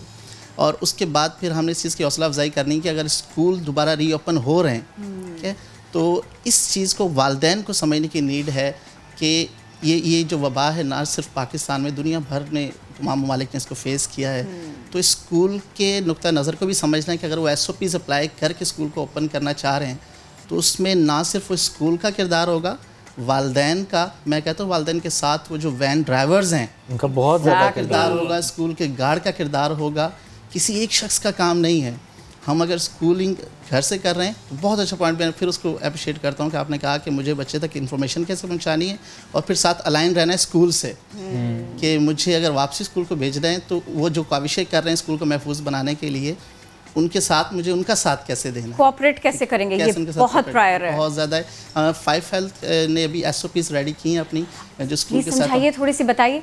जी, मैं इस पे ये बात करना चाह रहा था कि 5 हेल्थ जो SOPs बनाई है कि स्कूल को किस तरह से सेव किया जा सकता है। उस SOPs में कोई इतनी ज़्यादा कॉम्प्लिकेटेड चीज़ें नहीं डाली गई हैं। यही कि अगर आपने ख़ास तौर पे बच्चों में अब ये ज़रूरत है, ये टाइम है कि बच्चों में डिसिप्लिन कायम किया जाए। अगर आपने हैंड वॉशिंग की स्किल बतानी है कि उसके तरीका कार क्या होंगे, सैनिटाइज़र अगर यूज़ करना है तो किस तरह से करना है, और स्कूल स्टाफ को अगर आपने ट्रेंड करना है कि वो मॉनिटर करेगा फीवर किस तरह से करेगा, एक बच्चे से दूसरे का गैप कितना रखना है, तो हम इसमें कन्फ्यूजन जो स्कूल्स की वो दूर कर रहे हैं। प्लीज़ ना, सॉरी ना, मैं बात काट रही हूँ। देखिए, स्कूल है, टिफ़िन तो होगा, मेरे पास क्या है, तुम्हारे पास क्या है, चलो मिलकर खाते हैं। इसके लिए क्या सोचा आप लोगों ने, इसको कैसे मैनेज करेंगे? बहुत अच्छा, क्योंकि बहुत सारे टीचर्स भी ऐसा करते हैं, उनको भी चेक करना होता है। आज अम्मी ने मीठा पराठा बना के दिया है कि अंडा पराठा। बिल्कुल रियलिटी से आपने क्वेश्चन लिया है। और अभी हमने एक वर्कशॉप अपने स्कूल्स के साथ किए, पार्टनर स्कूल के साथ, और हम आगे भी वर्कशॉप करने जा रहे हैं। ऐसे ही क्वेश्चन टीचर्स की तरफ से आ रहे हैं कि क्या जो टीचर्स हैं वो मास्क पहन के बच्चों को ट्रेन कर सकती हैं, टिफ़िन जो है वो बच्चे एक दूसरे के साथ शेयर करेंगे और बुक्स के ज़रिए ट्रांसफ़र हो सकता है। तो अब छोटे बच्चों को पढ़ाते हुए आपको टीचर को एक्सप्रेशन भी देने हैं, बिल्कुल तो ऐसे मास्क कैसे पहनेंगे। तो मैंने ये इसी वजह से इसको हाईलाइट कर रहा हूँ कि थोड़ा सा डिसिप्लिन करना होगा। अल्लाह करे कि इससे हम बिल्कुल छुटकारा हासिल कर लें। अल्लाह करे ऐसे ही हो। आप फ़ौरन घबरा जाते हैं। मैं तो सिर्फ ऐसे ही थोड़ा माहौल बनाती हूँ सवाल करने के लिए। मैं ये कह रही थी कि हमें अपने बच्चों को ये भी बताना पड़ेगा कि बेटा आपका जो पेंसिल बॉक्स है वो आप ही का है, उसको शेयर नहीं करेंगे, रबर आपकी, चीज़ें आपकी, बुक्स आपकी, कॉपी आपकी, वो मैं आज तुम्हारी बुक लेके पढ़ लेता हूँ, ये नहीं चलेगा। ये भी इतना बेसिक भी जाना पड़ेगा। बिल्कुल ऐसा ही करना होगा कि ये स्कूल से और घर से दोनों तरफ से तालीम मिलेगी। आपने बिल्कुल कि आप स्कूल में टीचर बताए और घर में पेरेंट्स इस चीज़ को कहें कि जो टीचर ने आपसे कहा, बच्चे को आमादा करें कि बेटा फॉलो भी करो, फॉलो भी करें। आपने अगर हैंड वॉशिंग के लिए आपको कहा गया है तो वो किसी वजह से कि उसको एक्सप्लेन करें। तो ये दोनों, मैंने कहा कि हर एक को, तमाम स्टेक होल्डर्स को, जैसे हम इस पे काम कर रहे हैं तो स्कूल के तमाम अफराद जो हों उनको, पेरेंट्स को इसका मैं किरदार अदा कर रहा हूँ। अच्छा, अब मुझे एक बात बताइए, बड़ा इंटरेस्टिंग था, हमारे एक साथी हैं, उन्होंने इसको कंडक्ट किया कि हम ऐसे ही ज़रा एक ऐसी जाली सा माहौल बनाते हैं, मॉक करते हैं, हम एक रिहर्सल करते हैं स्कूल की। उन्होंने थोड़े से बच्चे बिठाए, टीचर किस तरह से करेंगे, उन्होंने आज खुद कोशिश की। उन्होंने कहा शोर का क्या करूँ मैं, क्योंकि मैं जो बात कर रहा हूँ बच्चा नहीं सुन पा रहा वैसे, फिर वो जो बात कर रहा है वो वैसे मुझ तक नहीं पहुँच रही, वो जो एक डिस्कशन है वो तो नहीं हो सकती। मैं थोड़ी सी बड़ी क्लास की बात कर रही हूँ, ये उतने थोते वाले बच्चे नहीं हैं जो 7th 8th स्टैंडर्ड है, 9th है, मैट्रिक है। शोर को कैसे एलिमिनेट करेंगे? बिल्कुल आपने सही कहा कि जैसे अगर स्पेस क्रिएट करेंगे तो आपको दूर दूर बिठाना होगा। हमें याद है कि जब देहात के स्कूल में पढ़ा करते तो दूर दूर बिठाया जाता, हमें वो कल्चर अभी थोड़ा सा अडॉप्ट करना पड़ेगा। मास्क नहीं था, मास्क नहीं था, अब मास्क है, अब वैसे ही आपको तेज़ बात करनी पड़ती है सर। ओपन एयर में बैठते हुए आपको इस चीज़ को थोड़ा सा, अब माइक का यूज़ कर रहे हैं तो जिस चीज़ को भी आप इस्तेमाल में ला रहे हैं उसकी भी केयर फिर आपको करनी होगी कि आप माइक पर, आप बात माइक पे कर रहे हैं, फिर जब किसी और को दे रहे हैं तो वही माइक आप दूसरे को भी दे रहे हैं। तो आपने जिस जगह पे बाहर, हमने आपके लिए बिल्कुल अलग रखा है और उनके लिए बिल्कुल अलग। थैंक यू सो मच जी, थैंक यू सो मच। तो इसलिए मैं जितने भी जो लोग स्कूल ऑन करते हैं उन्हें मैं सजेस्ट करूँगा कि इस कैंपेन जो है ख़ासतौर पर हम जो SOPs के लिए कर रहे हैं, तो हमारा फेसबुक पेज भी है www.facebook.com पे, उसको भी देखें और SOPs और इसको इम्प्लीमेंट करने में वो साथ दें हमारा। अच्छा ठीक है, बेबी घर से निकले, वैन में बैठे, क्लासरूम चले गए, क्लास हो गई, अल्लाह हाफ़िज़ कल मिलते हैं, मैम आपका टास्क जो आपने मुझे दिया मैं करके लाऊंगा। वापस घर आते हैं, भाग के जाते हैं, मम्मा को हक करते हैं और बताते हैं मम्मा आज मैंने जितना पढ़ना था पढ़ लिया, क्या मैं कल छुट्टी कर सकता हूँ। ये जो एक रोज़ाना की बहस है मम्मा पापा के साथ में बच्चों की, इसको भी थोड़ा चेंज करना पड़ेगा। वापसी पर सीधे वॉशरूम जाना पड़ेगा और हैंड्स वॉश करने पड़ेंगे, खुद को क्लीन करना पड़ेगा। बहुत अच्छा, इसे एक SOP समय में होम के लिए भी बनानी चाहिए। अच्छा नहीं बनाई थी तो उसमें बिल्कुल सही आपने कहा कि फ्री का आइडिया दिया है, बिल्कुल मैंने आपको याद रखिएगा आप लोग। SOPs में इस पॉइंट को हाईलाइट करना कि बैक टू होम जब घर, अब जब बच्चों को ये चीज़ पता चलेगी कि थोड़ा बहुत बीमार होने पे या किसी चीज़ पे 14 डेज़ के लिए आपको रेस्ट भी मिल जाएगा लेकिन ऐसे बहाने नहीं चलेंगे। नहीं चलेंगे। लेकिन एट द सेम टाइम अगर बच्चा ये कंप्लेन करे तबीयत खराब है तो उसको सीरियस लेना होगा, पेरेंट्स को भी और टीचर्स को भी, स्कूल इंतजामिया को भी। वो ये ना कहें कि नहीं आपका ये इम्तिहान है, you have to come tomorrow, तो स्कूल को फैसिलिटेट करना पड़ेगा। स्कूल में भी इसकी मॉनिटरिंग हो और घर में भी अगर आपको लगता है कि इसको फीवर वगैरह तो उसके सिम्टम्स मॉनिटर करें। और ये थोड़ा सहल हो जाएगा क्योंकि कुछ स्कूल्स में इसको फॉलो भी किया जाता है कि आज आपके बेबी को बुखार है तो हम इसको क्लासरूम नहीं, इसको आराम कराएं, इसको रेस्ट कराएं। लेकिन अगेन ये आ जाता है बच्चे को इतना तो समझाना होगा कि बेटा बुखार है बैठ जाओ, और बुखार है तो मुझे बताओ। नॉर्मली बच्चे खुद बहुत देर तक जब वो कफ करते रहते हैं, खेल खेल के थक जाते हैं, हमें अंदाज़ा होता है आज कम खेल रहा है, कम जंप कर रहा है बेबी, इसका मतलब कोई प्रॉब्लम है। सर ये इसको कैसे केटर करेंगे? बिल्कुल सही आपने कहा कि इसमें स्कूल में भी एनर्जी सही निकल रही है हमेशा की तरह। आपने सही कहा कि एनर्जी जो है कम होती है। स्कूल में भी जब खेल रहे हो, घर में भी खेल रहे हो, तो अब बच्चा लेथार्जिक अगर हो रहा है तो उसमें फिर मैंने कहा कि आपने सिम्पटम्स को मॉनिटर करना है। वो थकावट की वजह से ऐसा हो रहा है, उसके साथ अगर उसको फीवर आ गया है तो उसको भी सीरियस कोई चीज़ अननोटिस ना जाए। एक बात और, पेरेंट्स की रिस्पॉन्सिबिलिटी भी बहुत ज़्यादा बढ़ जाएगी, स्पेशली इस माहौल में। और इन पाकिस्तान में देखा कि एटीट्यूड है पेरेंट्स का, अननोटिस चीज़ें जाने देते हैं। और एक वो कहते हैं कोरोना वरोना कुछ नहीं है, भेजो बच्चे को स्कूल, ये भी करो वो भी करो, बच्चा बाहर भी खेले यहाँ भी करे। ये जो एटीट्यूड है ना, इसकी वजह से वो सेकंड वेव, थर्ड वेव, उस तरफ हम खुदा न खास्ता बढ़ जाएंगे। सर मैं ट्रेनिंग करीबन करते हुए 10-12 साल हो गए हैं और एक चीज़ को मैं हर ट्रेनिंग का हिस्सा बनाता हूँ। और जीवन के जब भी मैं टेलीविज़न पर भी कोई प्रोग्राम हुआ इस चीज़ को बनाता हूँ, और आज फिर मैं उसी को रिपीट कर रहा हूँ। ये भी कि बहुत से सुनने वाले कहें कि ये हर दफ़ा होता है।